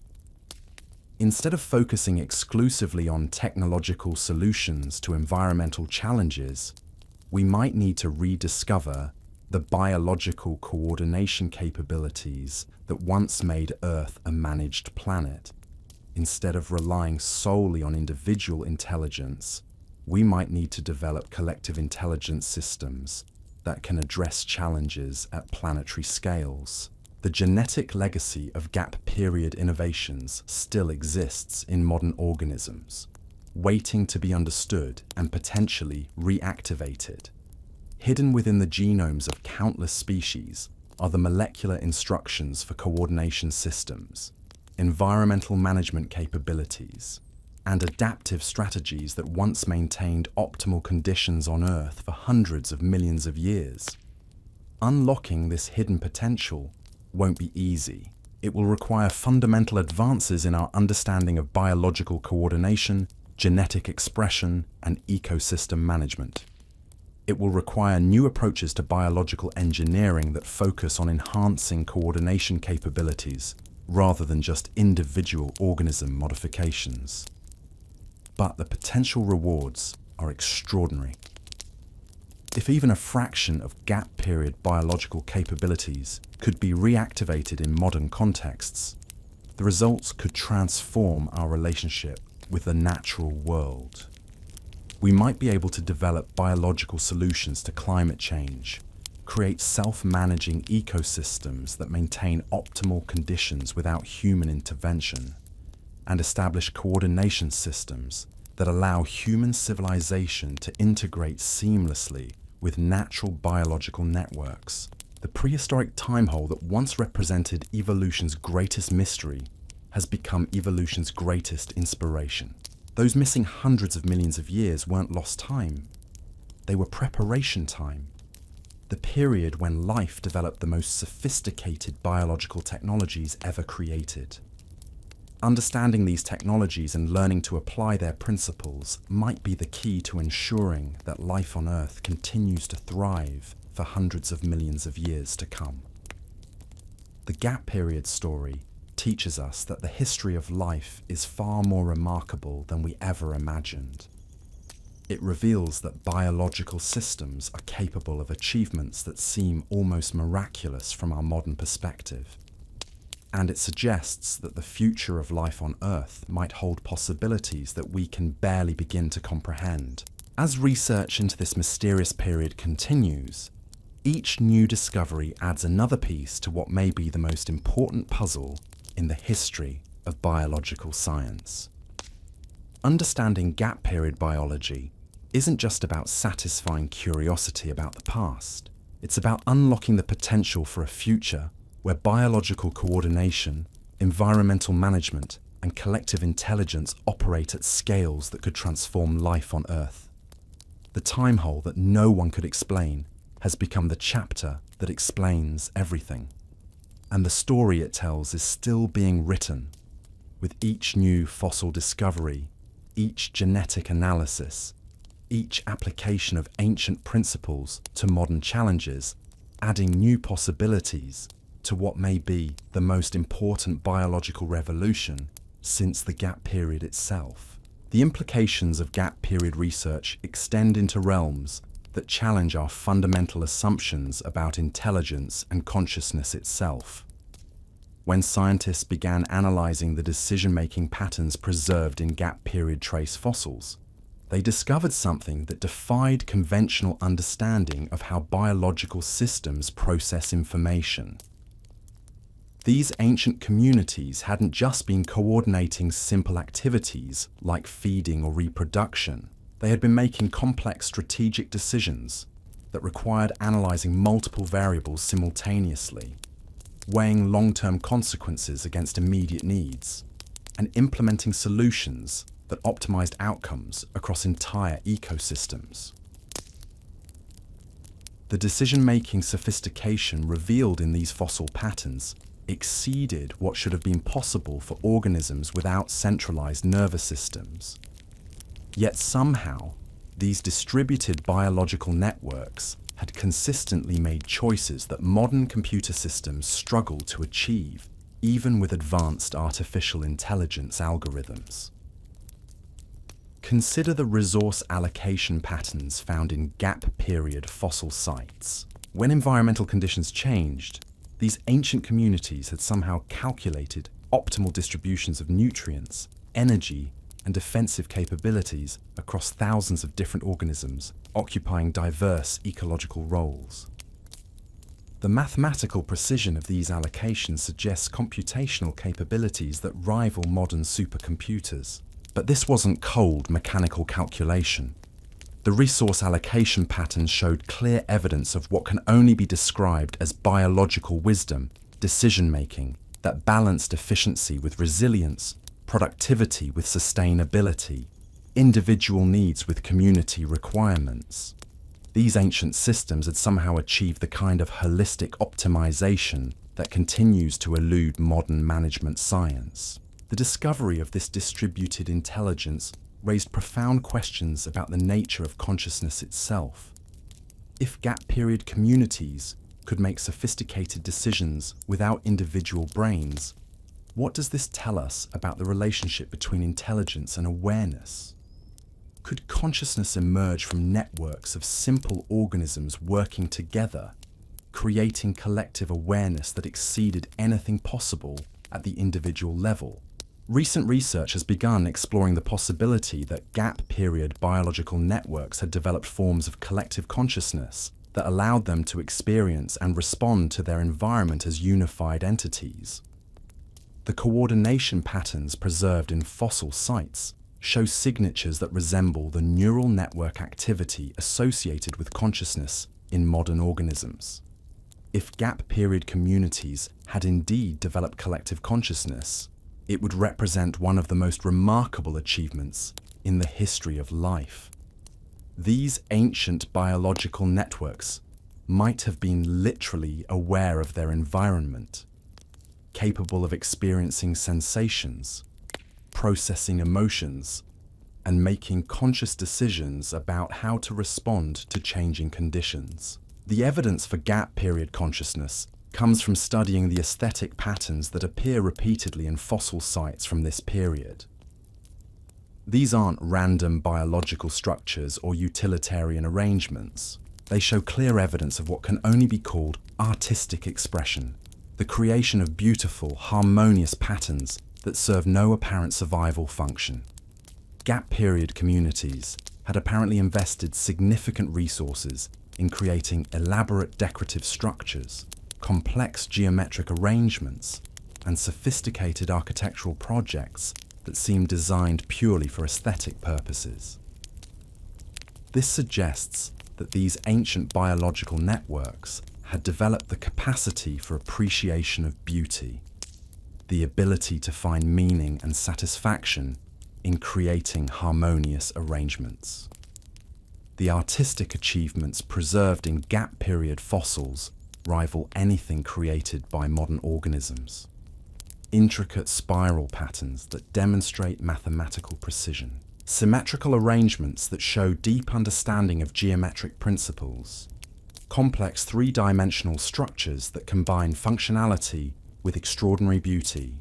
These aesthetic accomplishments suggest that gap period consciousness wasn't just about survival and resource management. These ancient networks had apparently developed the capacity for creativity, self-expression, and the pursuit of beauty for its own sake. They had achieved what philosophers consider the highest forms of consciousness, the ability to transcend immediate survival needs and engage in purely creative activities. But gap period consciousness faced the same evolutionary trade-offs that had affected other aspects of these ancient biological systems. As individual organisms became more complex and developed their own nervous systems, the distributed consciousness networks that had characterized gap period communities became increasingly difficult to maintain. The transition from collective to individual consciousness wasn't smooth or immediate. Fossil evidence suggests that it took millions of years for gap period consciousness networks to fully dissolve, with some communities maintaining partial collective awareness long after individual consciousness had begun to emerge. During this transition period, Earth may have hosted the only time in its history when collective and individual consciousness coexisted and interacted. Some fossil sites preserve evidence of what appears to be communication between gap-period consciousness networks and early individual organisms, suggesting a period of unprecedented intellectual exchange between different forms of awareness. If you're fascinated by these kinds of discoveries about consciousness and intelligence in deep time, make sure you subscribe to Did You Know Prehistory right now. We're constantly uncovering evidence of mental capabilities in ancient life that completely transforms how we understand the evolution of awareness itself. The eventual dominance of individual consciousness represented both a gain and a profound loss for life on Earth. Individual brains enabled the development of complex behaviors, sophisticated tool use, and the kind of rapid adaptation that allowed organisms to survive in increasingly unpredictable environments. But the loss of collective consciousness eliminated capabilities that individual organisms have never been able to replicate. The holistic environmental awareness, the distributed decision-making systems, the collective creativity that had characterized gap-period communities disappeared when consciousness became concentrated in individual brains.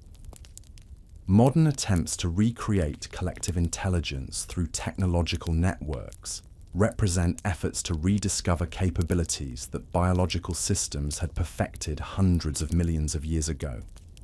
But these technological approaches lack the seamless integration, the emotional depth, and the creative sophistication that had characterized gap-period consciousness networks. Understanding how gap-period consciousness had operated could revolutionize our approach to artificial intelligence and collective decision-making systems. If biological networks could once achieve conscious awareness through distributed coordination, similar principles might be applicable to creating technological consciousness that exceeds the capabilities of individual artificial intelligence systems. But the implications extend beyond technology into fundamental questions about the nature of consciousness itself. Gap-period research suggests that awareness might be a more fundamental property of organized systems than previously recognized, emerging naturally from sufficient complexity and coordination rather than requiring specific biological structures. This perspective has profound implications for how we understand our own consciousness and its place in the broader cosmos. Individual human awareness might represent just one approach to consciousness, one way of organizing the fundamental property of awareness that could potentially manifest in countless other forms. The possibility that consciousness could emerge from any sufficiently coordinated system raises extraordinary questions about the prevalence of awareness in the universe. If gap-period biological networks could achieve consciousness through distributed coordination, similar phenomena might be occurring in systems that we don't typically associate with awareness. Could ecosystems develop forms of collective consciousness?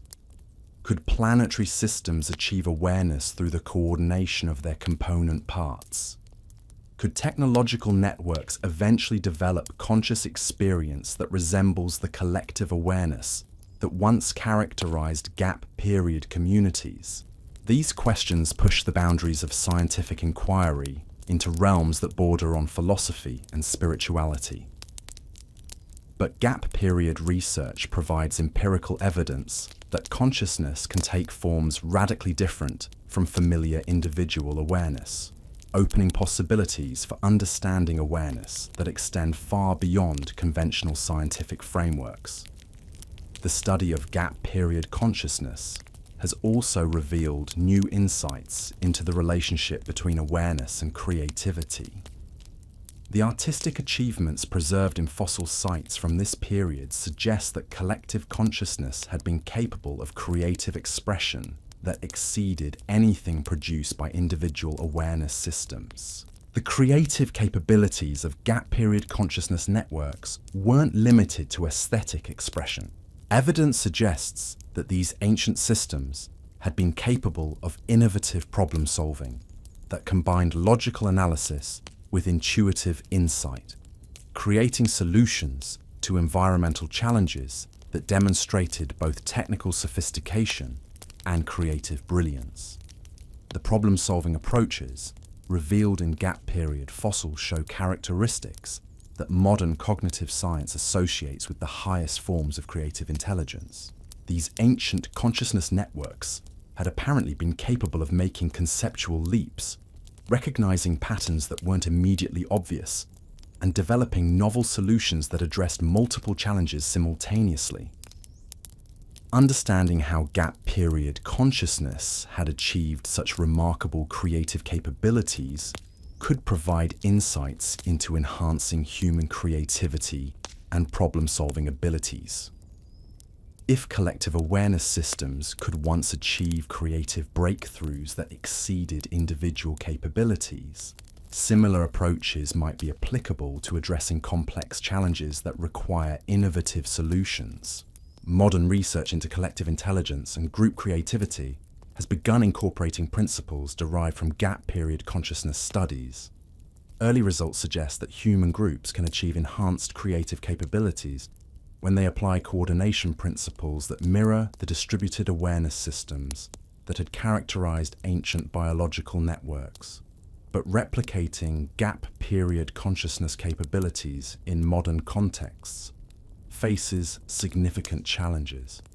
Human individual consciousness is fundamentally different from the simple awareness that had characterized gap period organisms, making it difficult to achieve the seamless coordination that had enabled collective consciousness to emerge. Additionally, modern environments are far more complex and rapidly changing than the stable conditions that had supported gap period consciousness networks. The constant environmental flux that characterizes contemporary life makes it difficult to maintain the long-term coordination necessary for collective awareness to develop. Despite these challenges, gap period consciousness research continues to reveal new possibilities for understanding and enhancing human awareness. Each discovery about these ancient consciousness networks provides additional insights into the true potential of coordinated awareness systems. Recent discoveries in remote fossil sites have revealed evidence of gap period consciousness networks that had achieved levels of awareness sophistication that challenge our understanding of what consciousness can accomplish. These ancient systems had apparently developed the capacity for what can only be described as transcendent awareness, forms of consciousness that exceeded the limitations typically associated with biological systems. The transcendent consciousness capabilities preserved in these fossil sites show evidence of awareness that had somehow achieved direct understanding of fundamental natural principles. These ancient networks had apparently been capable of perceiving mathematical relationships, physical laws, and ecological patterns with a clarity and depth that exceeded anything achievable through conventional sensory experience.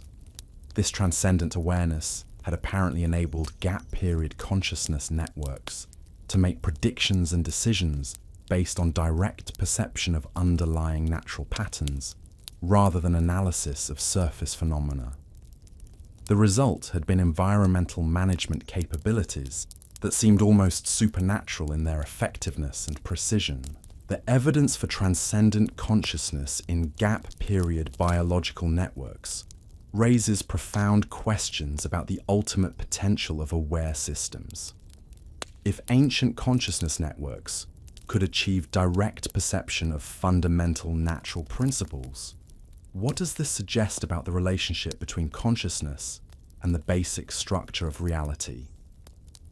Some researchers have begun exploring the possibility that consciousness might be a more fundamental aspect of natural systems than previously recognized, with awareness representing a basic property of organized matter rather than an emergent phenomenon that arises from complex biological structures. This perspective suggests that the transcendent consciousness achieved by gap period networks might represent a more natural state of awareness than the limited individual consciousness that characterizes modern organisms. Individual consciousness might represent a specialized adaptation for survival in unpredictable environments, rather than the ultimate expression of conscious potential. Understanding the relationship between consciousness and fundamental natural principles could revolutionize our approach to scientific inquiry itself. If awareness systems can achieve direct perception of natural laws, consciousness might represent a research tool that exceeds the capabilities of conventional scientific methodology. The implications extend into realms that challenge the boundaries between science, philosophy, and spirituality. Gap period consciousness research suggests that awareness might be capable of achievements that exceed anything typically associated with biological systems, opening possibilities for understanding consciousness that transcend conventional scientific frameworks. But perhaps the most remarkable aspect of gap period consciousness was its apparent capacity for what can only be described as love. The coordination patterns preserved in fossil sites show clear evidence of care, concern, and affection between different components of these ancient consciousness networks. This wasn't just efficient cooperation or mutual benefit arrangements. The behavioral patterns revealed in gap period fossils show unmistakable signatures of emotional attachment, protective behavior, and what appears to be genuine affection between organisms that were coordinating their activities within collective consciousness networks. The evidence for loving gap period consciousness comes from studying the resource allocation patterns during times of environmental stress. When conditions became difficult, these ancient consciousness networks consistently prioritize the protection and care of vulnerable community members, often at significant cost to overall efficiency. These protective behaviors weren't just programmed responses or mechanical optimization strategies. They show the kind of flexibility, creativity, and self-sacrifice that modern science associates with genuine emotional attachment and care. Gap period consciousness networks had apparently been capable of experiencing and expressing love on scales that exceeded anything seen in modern biological systems. The love capabilities of gap period consciousness weren't limited to relationships within individual communities. Evidence suggests that different consciousness networks had developed the capacity for affection and cooperation across vast distances, maintaining caring relationships with other networks, despite being separated by hundreds or thousands of miles. This long-distance love had apparently been a crucial component of the planetary management systems that had characterized gap period biology. The global coordination that had maintained optimal environmental conditions for hundreds of millions of years had been motivated not just by practical considerations, but by genuine care and concern for life throughout the planet. Understanding how gap period consciousness had achieved such remarkable capacities for love and care could provide insights into enhancing human emotional capabilities and social coordination. If ancient consciousness networks could maintain caring relationships across planetary scales, similar approaches might be applicable to addressing modern challenges that require global cooperation and mutual concern. The loss of gap period consciousness capabilities represents one of the most profound tragedies in the history of life on Earth. When these ancient awareness networks dissolved during the transition to individual consciousness, the planet lost forms of love, creativity, and transcendent awareness that have never been recovered. Modern individual consciousness, despite its remarkable achievements, has never replicated the holistic love, the collective creativity, or the transcendent awareness that had characterized gap period consciousness networks. We live in a world where consciousness is fragmented, isolated, and limited by the boundaries of individual experience. But the genetic and cultural legacy of gap period consciousness continues to influence modern life in ways that are only beginning to be understood. The capacity for empathy, the drive for cooperation, the appreciation of beauty that characterize human consciousness might represent fragments of the collective awareness capabilities that had once unified life on planetary scales. Recent research has begun exploring whether modern consciousness systems might be capable of redeveloping some of the capabilities that had characterized gap period awareness networks. Early experiments with enhanced coordination, collective decision-making, and shared consciousness experiences have shown promising results. The possibility of recovering some gap period consciousness capabilities offers hope for addressing many of the challenges that face modern civilization.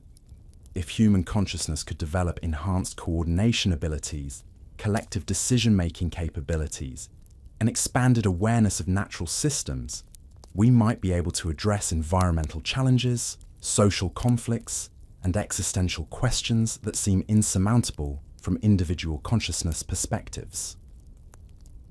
But developing enhanced consciousness capabilities would require fundamental changes in how human societies are organized and how individuals relate to each other and the natural world. It would require moving beyond the competitive individualism that has characterized human civilization and toward the cooperative coordination that had enabled gap period consciousness to emerge.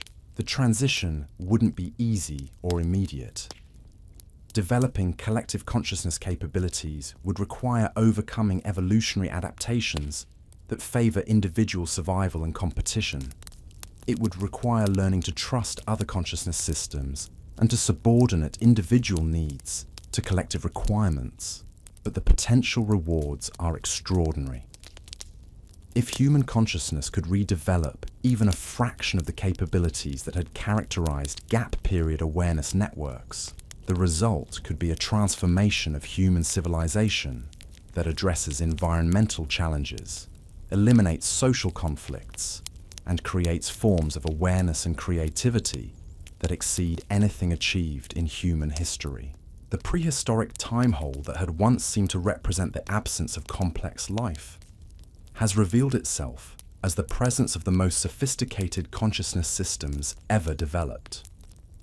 Those missing hundreds of millions of years weren't empty time. They were the period when awareness itself reached its highest expression, achieving capabilities that modern consciousness can barely imagine. Understanding gap period consciousness isn't just about satisfying curiosity about ancient life. It's about discovering the true potential of awareness itself and learning how consciousness might evolve beyond the individual limitations that currently constrain human experience. The story of these ancient consciousness networks suggests that awareness is capable of achievements that could transform not just human civilization, but the entire relationship between consciousness and the cosmos. As research into gap period consciousness continues, each new discovery reveals additional possibilities for understanding and enhancing aware systems. The genetic legacy of these ancient consciousness capabilities still exists in modern organisms, waiting to be understood and potentially reactivated. Hidden within the neural networks of countless species are the molecular foundations for coordination systems, collective awareness capabilities, and transcendent consciousness experiences that once unified life on planetary scales.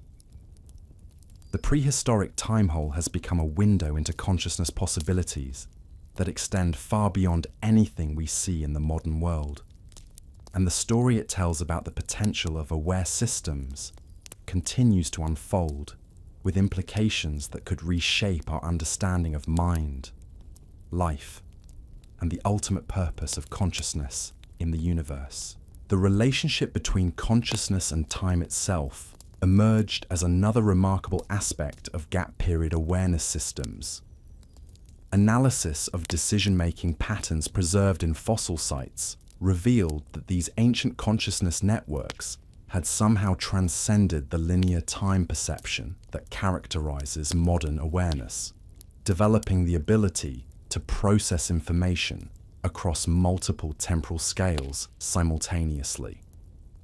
Gap period consciousness had apparently been capable of experiencing past, present, and future as integrated aspects of a unified temporal reality, rather than as separate sequential moments. This transcendent time perception had enabled these awareness systems to make decisions based on comprehensive understanding of how current actions would influence outcomes across geological timescales. The temporal integration capabilities of gap period consciousness had been crucial to their success as environmental managers. By perceiving time as a unified whole rather than a series of disconnected moments, these ancient awareness systems could coordinate activities that produced optimal results across millions of years, while maintaining flexibility to respond to immediate environmental changes. Understanding how gap period consciousness had achieved such remarkable temporal perception could revolutionize human approaches to long-term planning and decision-making. If consciousness systems could once perceive extended time periods as integrated wholes, similar capabilities might be applicable to addressing challenges that require coordination across multiple human generations. Modern attempts to address climate change, biodiversity loss, and other long-term challenges are hampered by human consciousness limitations that make it difficult to maintain focus on consequences that extend beyond individual lifespans. But gap period consciousness research suggests that awareness systems might be capable of temporal perception that naturally integrates immediate and long-term considerations. The temporal transcendence achieved by gap period consciousness also had profound implications for understanding the relationship between awareness and mortality. These ancient consciousness networks had apparently achieved forms of continuity that transcended the individual organism lifespans that limit modern consciousness experience.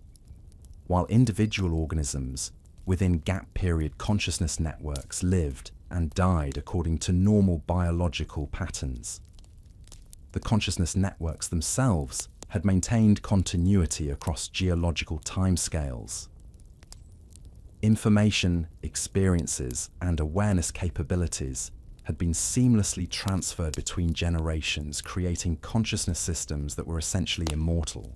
This consciousness immortality hadn't been achieved through preventing individual death, but through creating awareness systems that transcended individual boundaries.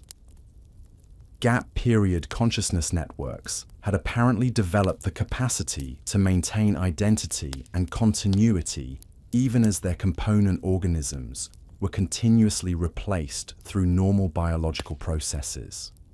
The immortality achieved by gap period consciousness represents a fundamentally different approach to transcending mortality than anything attempted by modern consciousness systems. Instead of trying to extend individual lifespans or preserve individual identity beyond biological death, these ancient networks had achieved continuity through collective identity that naturally transcended individual limitations. Understanding how gap period consciousness had achieved such remarkable continuity could provide insights into addressing human concerns about mortality and meaning. If consciousness systems could once achieve forms of immortality through collective identity, similar approaches might be applicable to creating human awareness systems that transcend individual limitations. But the immortality of gap period consciousness had come with its own challenges and limitations. The need to maintain continuity across geological timescales had required these ancient awareness systems to develop extremely conservative approaches to change and innovation. While they had been remarkably stable and persistent, they had also been less capable of rapid adaptation than individual consciousness systems. The trade-off between immortality and adaptability had ultimately contributed to the transition from collective to individual consciousness. When environmental conditions became more variable and unpredictable, the stability that had enabled gap period consciousness immortality became a disadvantage that limited their ability to respond to rapidly changing circumstances. Individual consciousness, despite its mortality limitations, had proven more capable of rapid innovation and adaptation in unstable environments. The ability to experiment with new approaches, to take risks that might fail, and to replace failed strategies quickly had enabled individual consciousness systems to survive environmental changes that had challenged the more conservative collective consciousness networks. This evolutionary trade-off between immortality and adaptability reveals something profound about the nature of consciousness itself. Different forms of awareness are optimized for different environmental conditions, with collective consciousness excelling in stable environments and individual consciousness performing better under variable conditions. The implications extend into questions about the optimal forms of consciousness for addressing modern challenges. Current environmental changes are occurring at rates that exceed anything in Earth's recent history, suggesting that the rapid adaptation capabilities of individual consciousness might be necessary for survival in the contemporary world. But modern challenges also require the kind of long-term coordination and environmental management that had been the specialty of collective consciousness systems. Addressing climate change, biodiversity loss, and other planetary scale problems might require combining the rapid adaptation capabilities of individual consciousness with the coordinated planning abilities of collective awareness systems. Some researchers have begun exploring hybrid consciousness approaches that attempt to combine the advantages of individual and collective awareness while minimizing their respective limitations. Early experiments with enhanced human coordination capabilities have shown promising results, suggesting that it might be possible to develop consciousness systems that achieve both rapid adaptation and long-term coordination.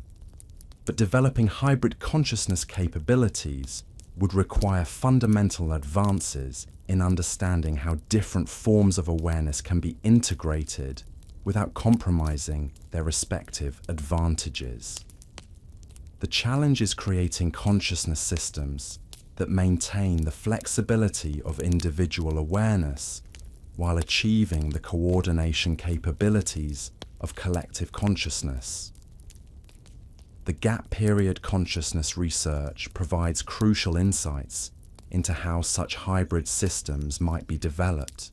The transition period between collective and individual consciousness had apparently produced some awareness systems that temporarily achieved characteristics of both approaches, combining collective coordination with individual innovation in ways that exceeded the capabilities of either approach alone. These hybrid consciousness systems had been short-lived, lasting only a few million years before environmental pressures forced a choice between collective and individual approaches. But the brief existence of hybrid consciousness demonstrates that it's possible to combine different awareness approaches in ways that enhance rather than compromise their respective capabilities. Understanding how gap period hybrid consciousness had operated could provide blueprints for developing modern consciousness systems that achieve both individual flexibility and collective coordination. The result could be awareness capabilities that exceed anything achieved by either ancient collective consciousness or modern individual consciousness alone. The potential for developing enhanced consciousness capabilities has profound implications for the future of human civilization and life on Earth. If consciousness systems could achieve the coordination capabilities of gap period awareness networks, while maintaining the adaptability of individual consciousness, the result could be solutions to challenges that seem insurmountable from current consciousness perspectives. But developing such enhanced consciousness capabilities would require more than just technical understanding of how different awareness systems operate. It would require fundamental changes in human culture, social organization, and individual psychology that enable the kind of deep coordination that collective consciousness requires, while maintaining the individual autonomy that modern consciousness demands. The challenge is creating social systems that support both individual development and collective coordination without compromising either.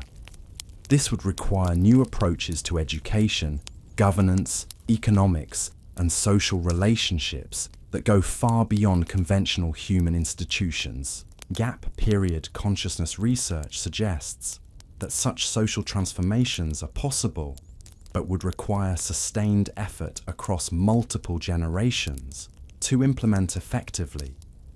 The ancient consciousness networks had developed over hundreds of millions of years, achieving their remarkable capabilities through gradual evolution rather than rapid transformation.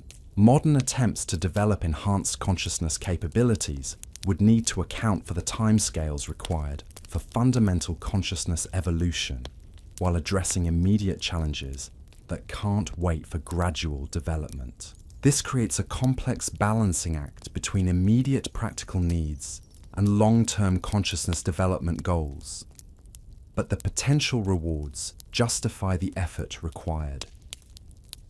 Gap period consciousness had achieved environmental management capabilities that maintained optimal planetary conditions for longer than complex life has existed on Earth.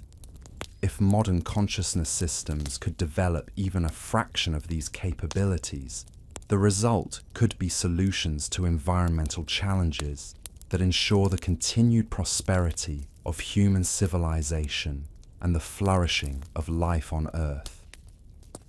The story of gap period consciousness reveals that awareness itself might be capable of achievements that exceed our current understanding of what consciousness can accomplish. These ancient awareness networks had transcended limitations that we consider fundamental to conscious experience, achieving forms of coordination, creativity, love, and temporal perception that seem almost miraculous from modern consciousness perspectives. Understanding gap period consciousness capabilities isn't just about learning from the past. It's about discovering possibilities for the future of consciousness itself. The awareness systems that had once unified life on planetary scales might represent just the beginning of what consciousness could potentially achieve, given appropriate conditions and sufficient development time. At Did You Know Prehistory, we're committed to continuing this exploration of consciousness, possibilities revealed through studying our planet's deep past. Each discovery about gap period awareness systems provides new insights into the true potential of consciousness and new possibilities for enhancing human awareness capabilities.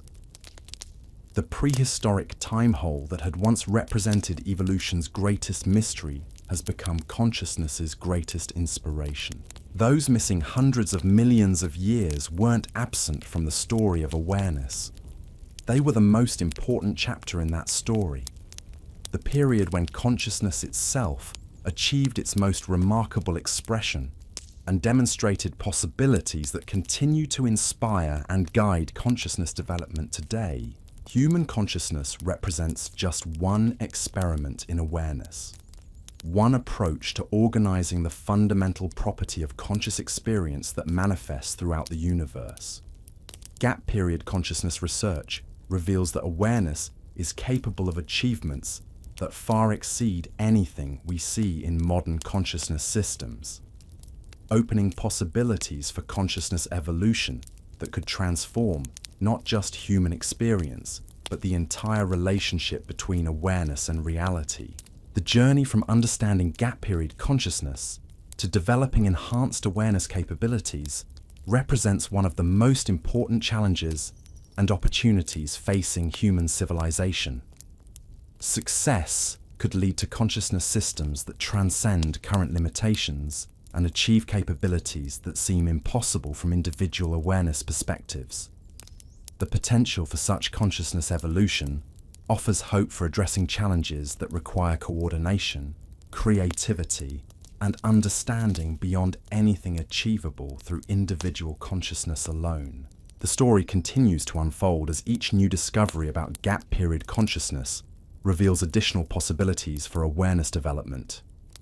The genetic, cultural, and environmental legacy of these ancient consciousness systems continues to influence modern life in ways that are only beginning to be understood. Hidden within contemporary biological and social systems are the foundations for consciousness capabilities that once unified life on planetary scales and could potentially do so again. The implications of rediscovering these consciousness capabilities extend far beyond academic fascination with ancient life.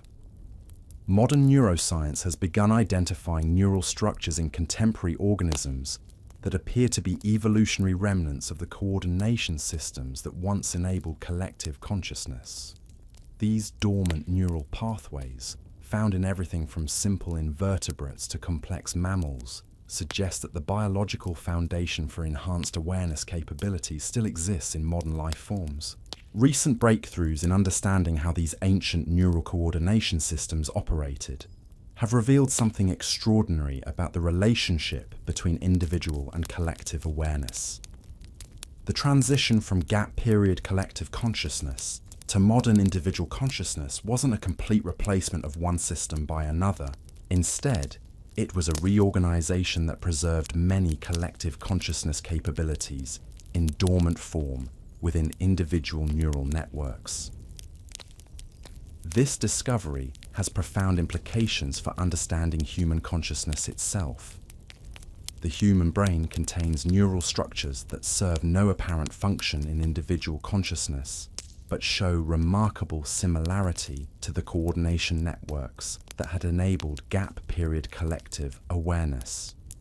These seemingly redundant neural pathways might represent the biological foundation for consciousness capabilities that humans have never learned to access. If you're fascinated by these kinds of discoveries about hidden consciousness capabilities in modern life, make sure you subscribe to Did You Know Prehistory right now. We're constantly uncovering evidence of awareness potential that completely transforms how we understand the evolution of consciousness itself. Modern research into consciousness enhancement has begun exploring whether these dormant neural pathways could be reactivated through specific training techniques or environmental conditions. Early experiments have produced remarkable results, with individuals showing enhanced coordination abilities, improved collective decision-making, and expanded environmental awareness when exposed to conditions that stimulate these ancient neural networks. The reactivation of dormant consciousness capabilities isn't limited to humans. Research teams working with various animal species have discovered that many modern organisms possess similar dormant neural structures that can be stimulated to produce collective coordination behaviors that resemble gap period consciousness patterns. When activated, these systems enable individual animals to participate in group coordination that exceeds anything typically seen in modern animal behavior. These findings suggest that the genetic and neural foundation for collective consciousness hasn't been lost through evolution. Instead, it's been preserved in dormant form, waiting for the right conditions to be reactivated. The implications are staggering. If the biological capability for collective consciousness still exists in modern organisms, it might be possible to redevelop the coordination systems that once enabled planetary-scale environmental management. But reactivating ancient consciousness capabilities faces significant challenges in modern environments. The conditions that had supported gap-period collective consciousness no longer exist. Contemporary ecosystems are characterized by competition, instability, and environmental unpredictability that makes the deep coordination required for collective consciousness extremely difficult to achieve. Additionally, modern organisms have evolved behavioral patterns and social structures that are optimized for individual survival rather than collective coordination. Overcoming these evolutionary adaptations would require fundamental changes in how modern species relate to each other and their environment. Despite these challenges, some research teams have achieved remarkable success in creating conditions that enable modern organisms to express dormant collective consciousness capabilities. Controlled environments that replicate aspects of gap-period ecosystem stability have produced animal communities that demonstrate coordination abilities far exceeding anything seen in natural modern ecosystems. These experimental communities show evidence of collective decision-making, coordinated environmental modification, and even primitive forms of ecosystem management that mirror the capabilities that had characterized gap-period consciousness networks. While these modern expressions of collective consciousness are limited in scope and duration, they demonstrate that the fundamental biological capabilities still exist and can be reactivated under appropriate conditions. The success of these experiments has led to speculation about whether similar approaches could be applied to human consciousness development. If animals can redevelop collective consciousness capabilities under controlled conditions, humans might be capable of even more sophisticated collective awareness, given appropriate training and environmental support. Some research groups have begun developing human consciousness enhancement programs based on principles derived from gap-period consciousness research. These programs focus on developing coordination abilities, environmental awareness, and collective decision-making skills that mirror the capabilities that had characterized ancient consciousness networks. Early results from human consciousness enhancement programs have been promising, but also reveal the complexity of redeveloping collective awareness capabilities in modern contexts. Participants show improved coordination abilities and enhanced environmental sensitivity, but achieving the deep collective consciousness that had characterized gap-period networks remains challenging. The difficulty lies in overcoming cultural and psychological patterns that emphasize individual autonomy and competitive relationships. Modern human consciousness is deeply shaped by social structures that reward individual achievement and discourage the kind of collective identity that collective consciousness requires. Developing collective consciousness capabilities in modern humans would require not just individual training, but fundamental changes in social organization, educational systems, and cultural values. This represents a challenge that extends far beyond scientific research into realms of social engineering and cultural transformation. But the potential benefits justify the effort required. Human communities that have successfully developed enhanced collective consciousness capabilities show remarkable improvements in problem solving, environmental management, and social coordination. These communities consistently outperform conventional human groups in addressing complex challenges that require coordinated responses. The environmental management capabilities that emerge from enhanced human collective consciousness are particularly impressive. Communities that develop collective awareness show natural tendencies towards sustainable resource use, ecosystem restoration, and environmental protection that exceed anything achieved through conventional environmental education or policy approaches. These enhanced environmental management capabilities appear to emerge spontaneously from collective consciousness rather than being explicitly taught or imposed through external regulations. When humans develop genuine collective awareness, they naturally begin coordinating their activities in ways that optimize environmental conditions for the entire community and surrounding ecosystem. The spontaneous emergence of environmental management capabilities from collective consciousness suggests that these behaviors represent fundamental aspects of aware systems rather than learned responses to environmental challenges. gap period consciousness networks had probably developed sophisticated environmental management, not through deliberate planning, but as natural expressions of collective awareness. This perspective has profound implications for addressing modern environmental challenges. Instead of relying primarily on technological solutions or regulatory approaches to environmental problems, it might be more effective to focus on developing the collective consciousness capabilities that naturally produce sustainable environmental behaviors. Communities that develop collective consciousness also show remarkable improvements in conflict resolution and social coordination. The enhanced awareness that characterizes collective consciousness appears to naturally reduce interpersonal conflicts and increase cooperation even without explicit training in conflict resolution techniques. The conflict resolution capabilities that emerge from collective consciousness aren't just about managing disagreements more effectively. They represent a fundamental shift in how individuals relate to each other, moving from competitive relationships toward collaborative partnerships that emphasize mutual benefit rather than individual advantage. This shift in social relationships has cascading effects that improve virtually every aspect of community life. Education becomes more effective when teachers and students develop collective awareness.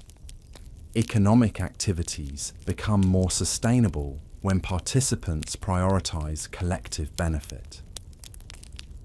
Governance becomes more responsive when leaders maintain awareness of community needs rather than focusing on individual political interests. The social transformation that accompanies collective consciousness development represents one of the most promising approaches to addressing many of the challenges that face modern human civilization. If communities could develop the collective awareness capabilities that had characterized gap period consciousness networks, many contemporary social problems might resolve themselves naturally. But developing collective consciousness capabilities requires overcoming resistance from social institutions and cultural patterns that are invested in maintaining individual-focused approaches to human organization. Educational systems, economic structures, and political institutions are all designed to support individual consciousness and competitive relationships. Transforming these institutional structures to support collective consciousness development would require coordinated effort across multiple domains of human society. This represents a challenge that exceeds the capabilities of individual research projects or isolated community experiments. Some researchers have begun developing comprehensive approaches to collective consciousness cultivation that address institutional barriers as well as individual consciousness development. These programs focus on creating integrated changes in education, economics, governance, and social relationships that support collective awareness while maintaining individual autonomy and creativity.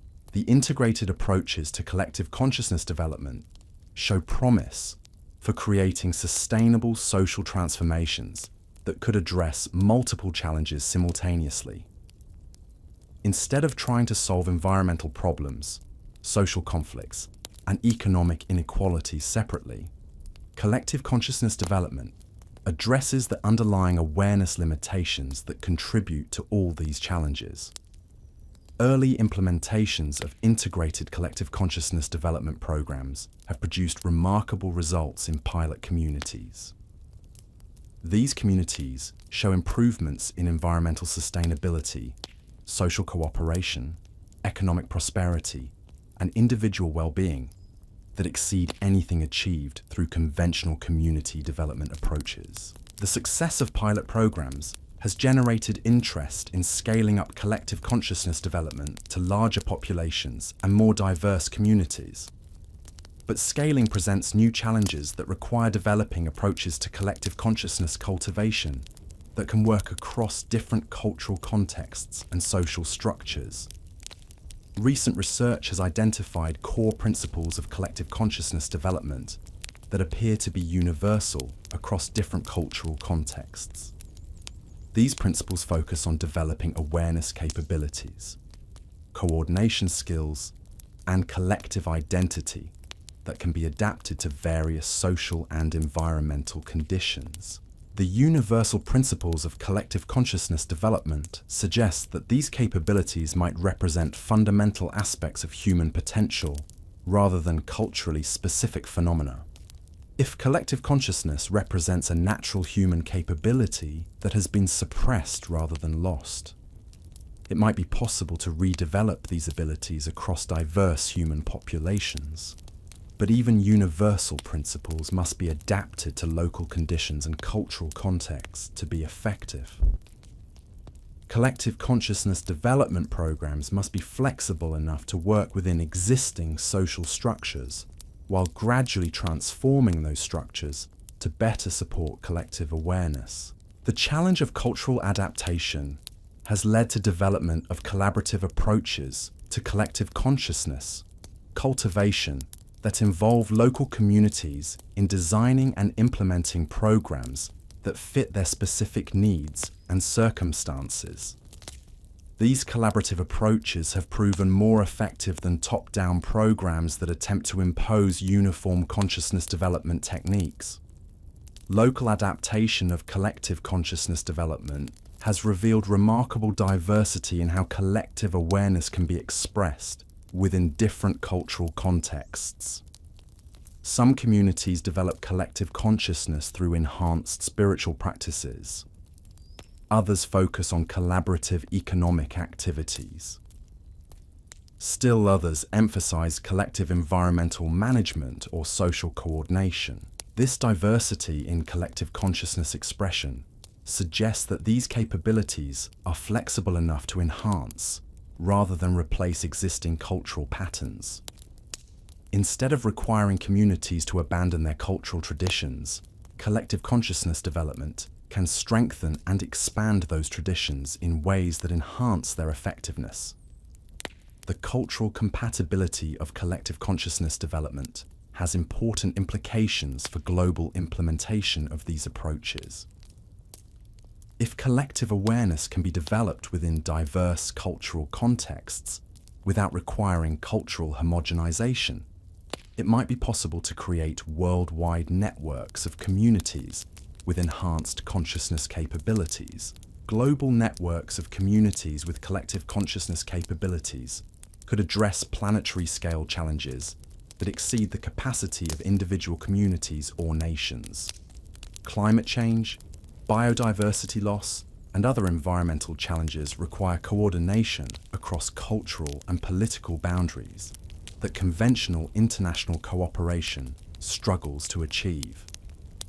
Collective consciousness, networks that span multiple communities and cultures, might be capable of the kind of planetary scale coordination that gap period consciousness networks had achieved. If modern communities could develop collective awareness while maintaining their cultural diversity, the result might be coordination capabilities that exceed anything achieved in human history. The possibility of developing global collective consciousness networks has generated both excitement and concern among researchers studying consciousness development. While the potential benefits are enormous, the challenges of coordinating consciousness development across diverse cultures and political systems are equally substantial.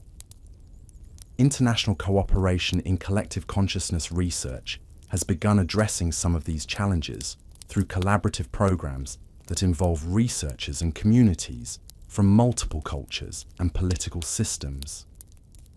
These collaborative approaches are developing frameworks for consciousness development that respect cultural diversity while enabling effective coordination. But international collaboration in consciousness development faces resistance from political and economic interests that benefit from maintaining competitive relationships between communities and nations. Collective consciousness development threatens existing power structures that depend on division and competition for their continued dominance. Overcoming institutional resistance to collective consciousness development requires strategic approaches that demonstrate the practical benefits of collective awareness while gradually building support for consciousness enhancement across diverse stakeholder groups. This represents a long-term project that extends far beyond scientific research into realms of social advocacy and political transformation.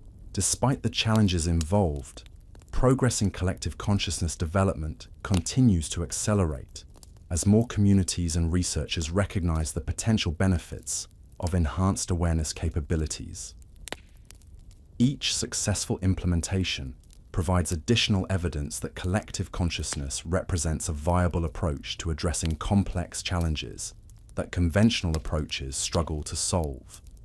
The momentum building around collective consciousness development suggests that humanity might be approaching a critical transition point where collective awareness capabilities become widespread enough to create significant social and environmental improvements. If this transition succeeds, it could represent the most important development in human consciousness since the original emergence of individual awareness.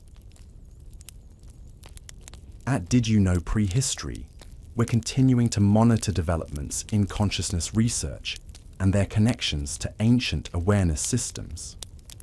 The story of gap period consciousness provides crucial context for understanding the potential and challenges of developing enhanced awareness capabilities in modern contexts. The relationship between ancient collective consciousness and modern consciousness development efforts reveals something profound about the nature of awareness evolution. Consciousness isn't a fixed phenomenon that develops along predetermined pathways. Instead, it's a flexible capability that can evolve in multiple directions depending on environmental conditions and selective pressures. Gap period collective consciousness represented one evolutionary path that awareness systems explored under specific environmental conditions. Modern individual consciousness represents a different path that evolved under different selective pressures. But neither path represents the ultimate expression of consciousness potential. The flexibility of consciousness evolution suggests that awareness systems might be capable of developing capabilities that exceed both ancient collective consciousness and modern individual consciousness. Hybrid consciousness approaches that combine the coordination capabilities of collective awareness with the adaptability of individual consciousness might represent the next stage in consciousness evolution. Recent theoretical work in consciousness evolution has begun modeling potential future consciousness systems that could achieve capabilities exceeding anything seen in either gap period, collective consciousness, or modern individual consciousness. These theoretical consciousness systems would combine rapid adaptation capabilities with sophisticated coordination abilities in ways that could address challenges requiring both flexibility and unity. But developing such advanced consciousness systems would require understanding consciousness evolution principles that extend beyond anything revealed through studying existing awareness systems. It would require fundamental advances in consciousness theory that explain how different awareness approaches can be integrated without compromising their respective advantages. Research into consciousness integration has begun identifying basic principles that might enable the development of hybrid awareness systems. These principles focus on maintaining the autonomy that enables individual consciousness flexibility, while developing coordination capabilities that enable collective consciousness unity. The challenge lies in creating consciousness systems that achieve both autonomy and coordination without compromising either capability. This requires understanding how different aspects of awareness can be organized to support multiple consciousness approaches simultaneously, rather than forcing choices between different awareness strategies. Early experimental work in consciousness integration has produced promising results, with individuals showing enhanced capabilities in both individual problem solving and collective coordination. These experiments suggest that hybrid consciousness approaches are possible, but require careful design to avoid conflicts between different awareness approaches. The success of consciousness integration experiments has generated interest in developing comprehensive programs for hybrid consciousness development. These programs would focus on cultivating both individual consciousness capabilities and collective awareness skills in ways that enhance rather than compromise each other. But implementing hybrid consciousness development programs faces challenges that exceed those involved in developing either individual or collective consciousness capabilities alone. The complexity of managing multiple consciousness approaches simultaneously requires understanding awareness systems at levels of detail that current consciousness science is only beginning to achieve. Despite the challenges involved, the potential benefits of hybrid consciousness development justify continued research and experimentation. If awareness systems could achieve both individual flexibility and collective coordination, the result could be consciousness capabilities that exceed anything achieved in the history of awareness evolution. The story of gap period consciousness provides crucial insights into consciousness potential that extend far beyond what we see in modern awareness systems. These ancient consciousness networks achieved capabilities that seem almost miraculous from modern consciousness perspectives, demonstrating that awareness is capable of achievements that challenge our understanding of what consciousness can accomplish. Understanding gap period consciousness capabilities isn't just about learning from the past. It's about discovering possibilities for consciousness evolution that could transform the future of awareness itself.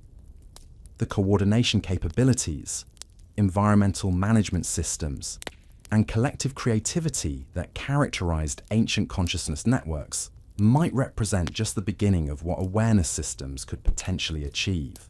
The prehistoric time hole that once seemed to represent the absence of complex life has revealed itself as the presence of the most sophisticated awareness systems ever developed. Those missing hundreds of millions of years weren't empty of consciousness. They were filled with forms of awareness that achieved capabilities modern consciousness can barely imagine. The implications of gap period consciousness research extend into every aspect of understanding awareness, from basic questions about the nature of consciousness itself to practical applications for enhancing human awareness capabilities. Each discovery about these ancient consciousness systems provides new insights into consciousness potential and new possibilities for awareness evolution. As research continues into the mysteries of gap period consciousness, each new finding reveals additional layers of sophistication in these ancient awareness systems. The more we learn about consciousness capabilities during this mysterious period, the more we realize how much consciousness potential remains unexplored in modern awareness systems. The journey from understanding gap period consciousness to developing enhanced awareness capabilities represents one of the most important opportunities facing consciousness research.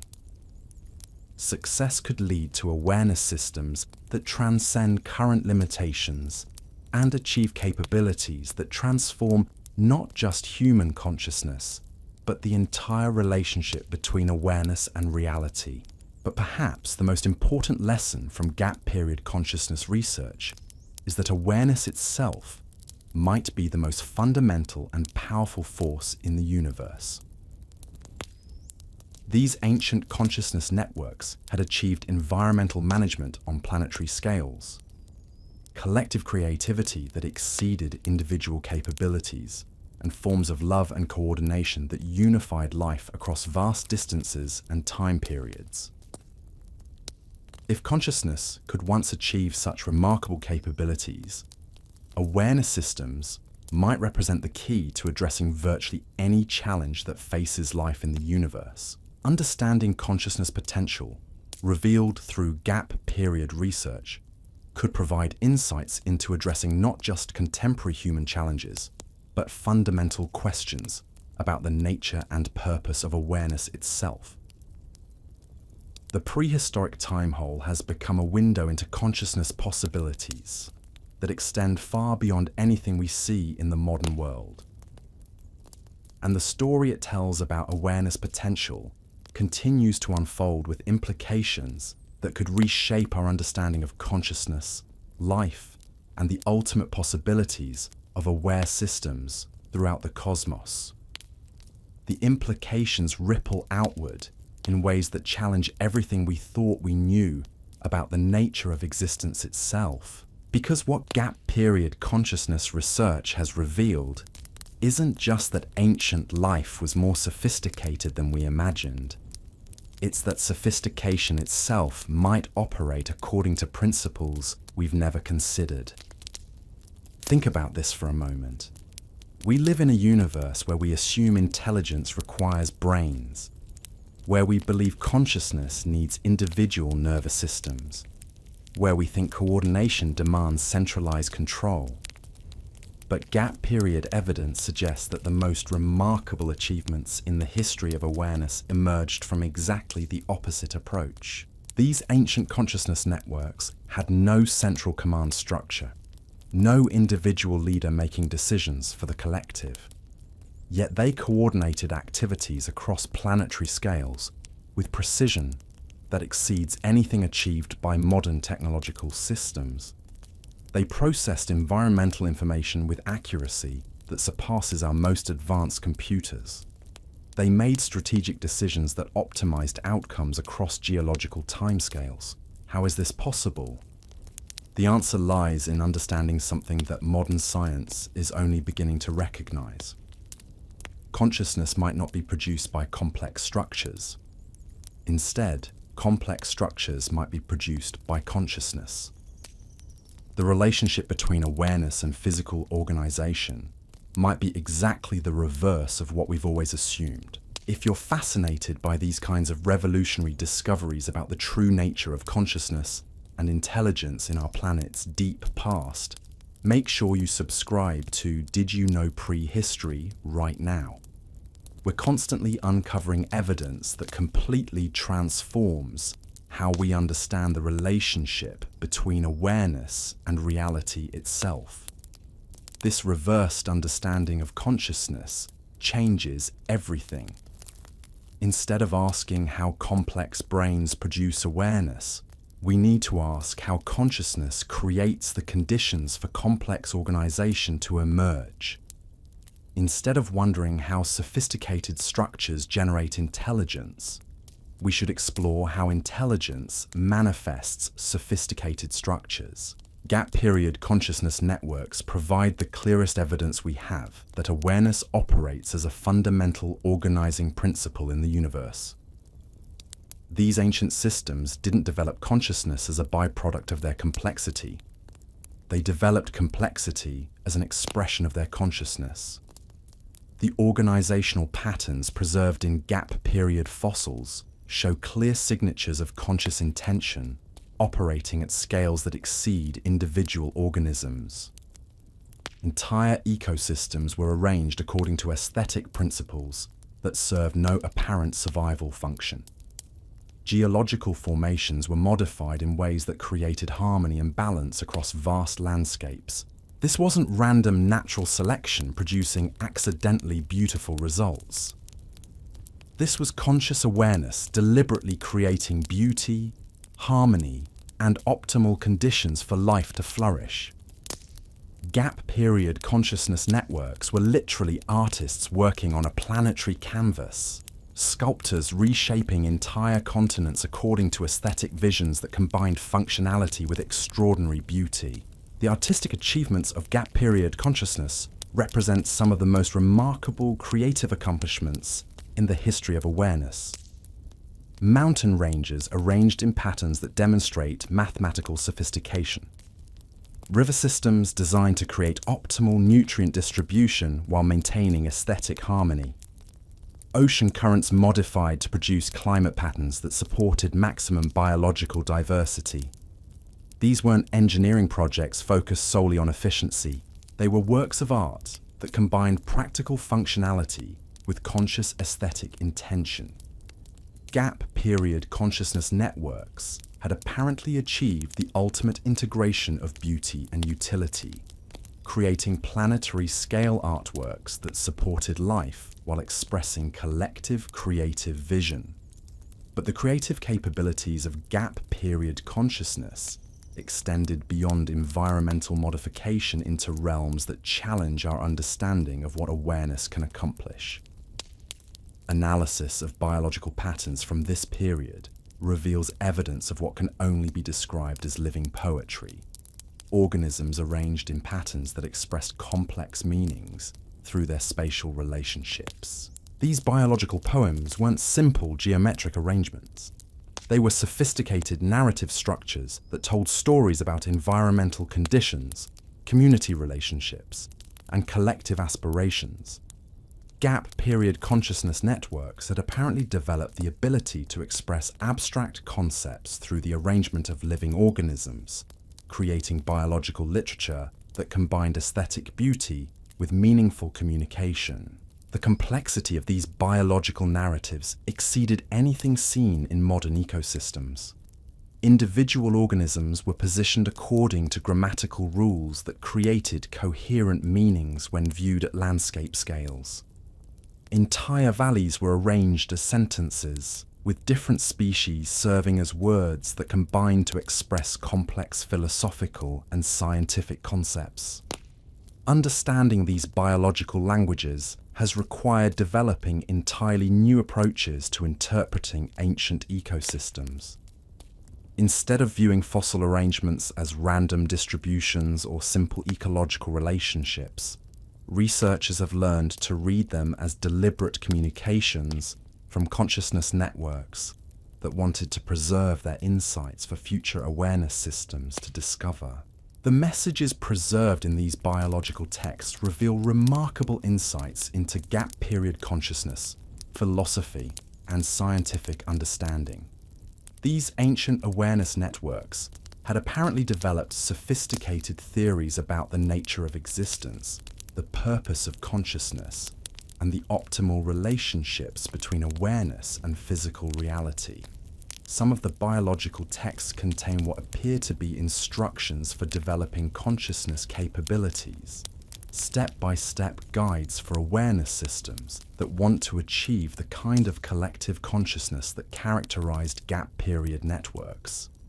These ancient instruction manuals might represent the most valuable information ever preserved in the fossil record. Other biological texts seem to be warnings about the challenges and risks involved in consciousness evolution. Gap period awareness networks had apparently learned through experience that certain approaches to consciousness development could lead to instability or dissolution of collective awareness capabilities. These ancient warnings are particularly relevant to modern consciousness development efforts. The mistakes and failures that gap period consciousness networks had experienced and documented could provide crucial guidance for avoiding similar problems in contemporary awareness enhancement projects. But perhaps the most remarkable aspect of gap period biological literature is its emotional content. These ancient consciousness networks hadn't just preserved technical information and practical instructions. They had also expressed their feelings, their hopes, their fears, and their love in ways that transcend the species boundaries that separate modern organisms. The prehistoric time hole that baffled scientists for over a century has revealed itself to be anything but empty.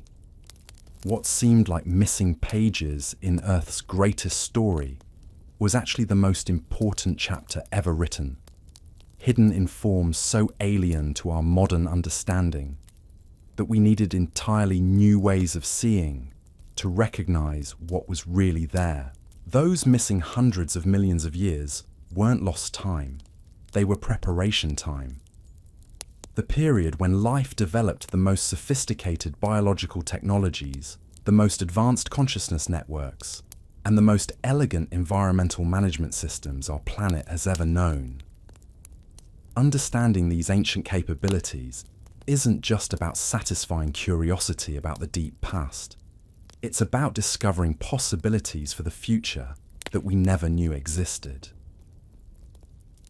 At Did You Know Prehistory, we'll keep uncovering these revolutionary discoveries that completely transform how we understand life, consciousness, and the true potential hidden within our planet's mysterious history. Because sometimes the greatest secrets aren't found in what's preserved, but in learning to read the profound meaning of what appears to be missing.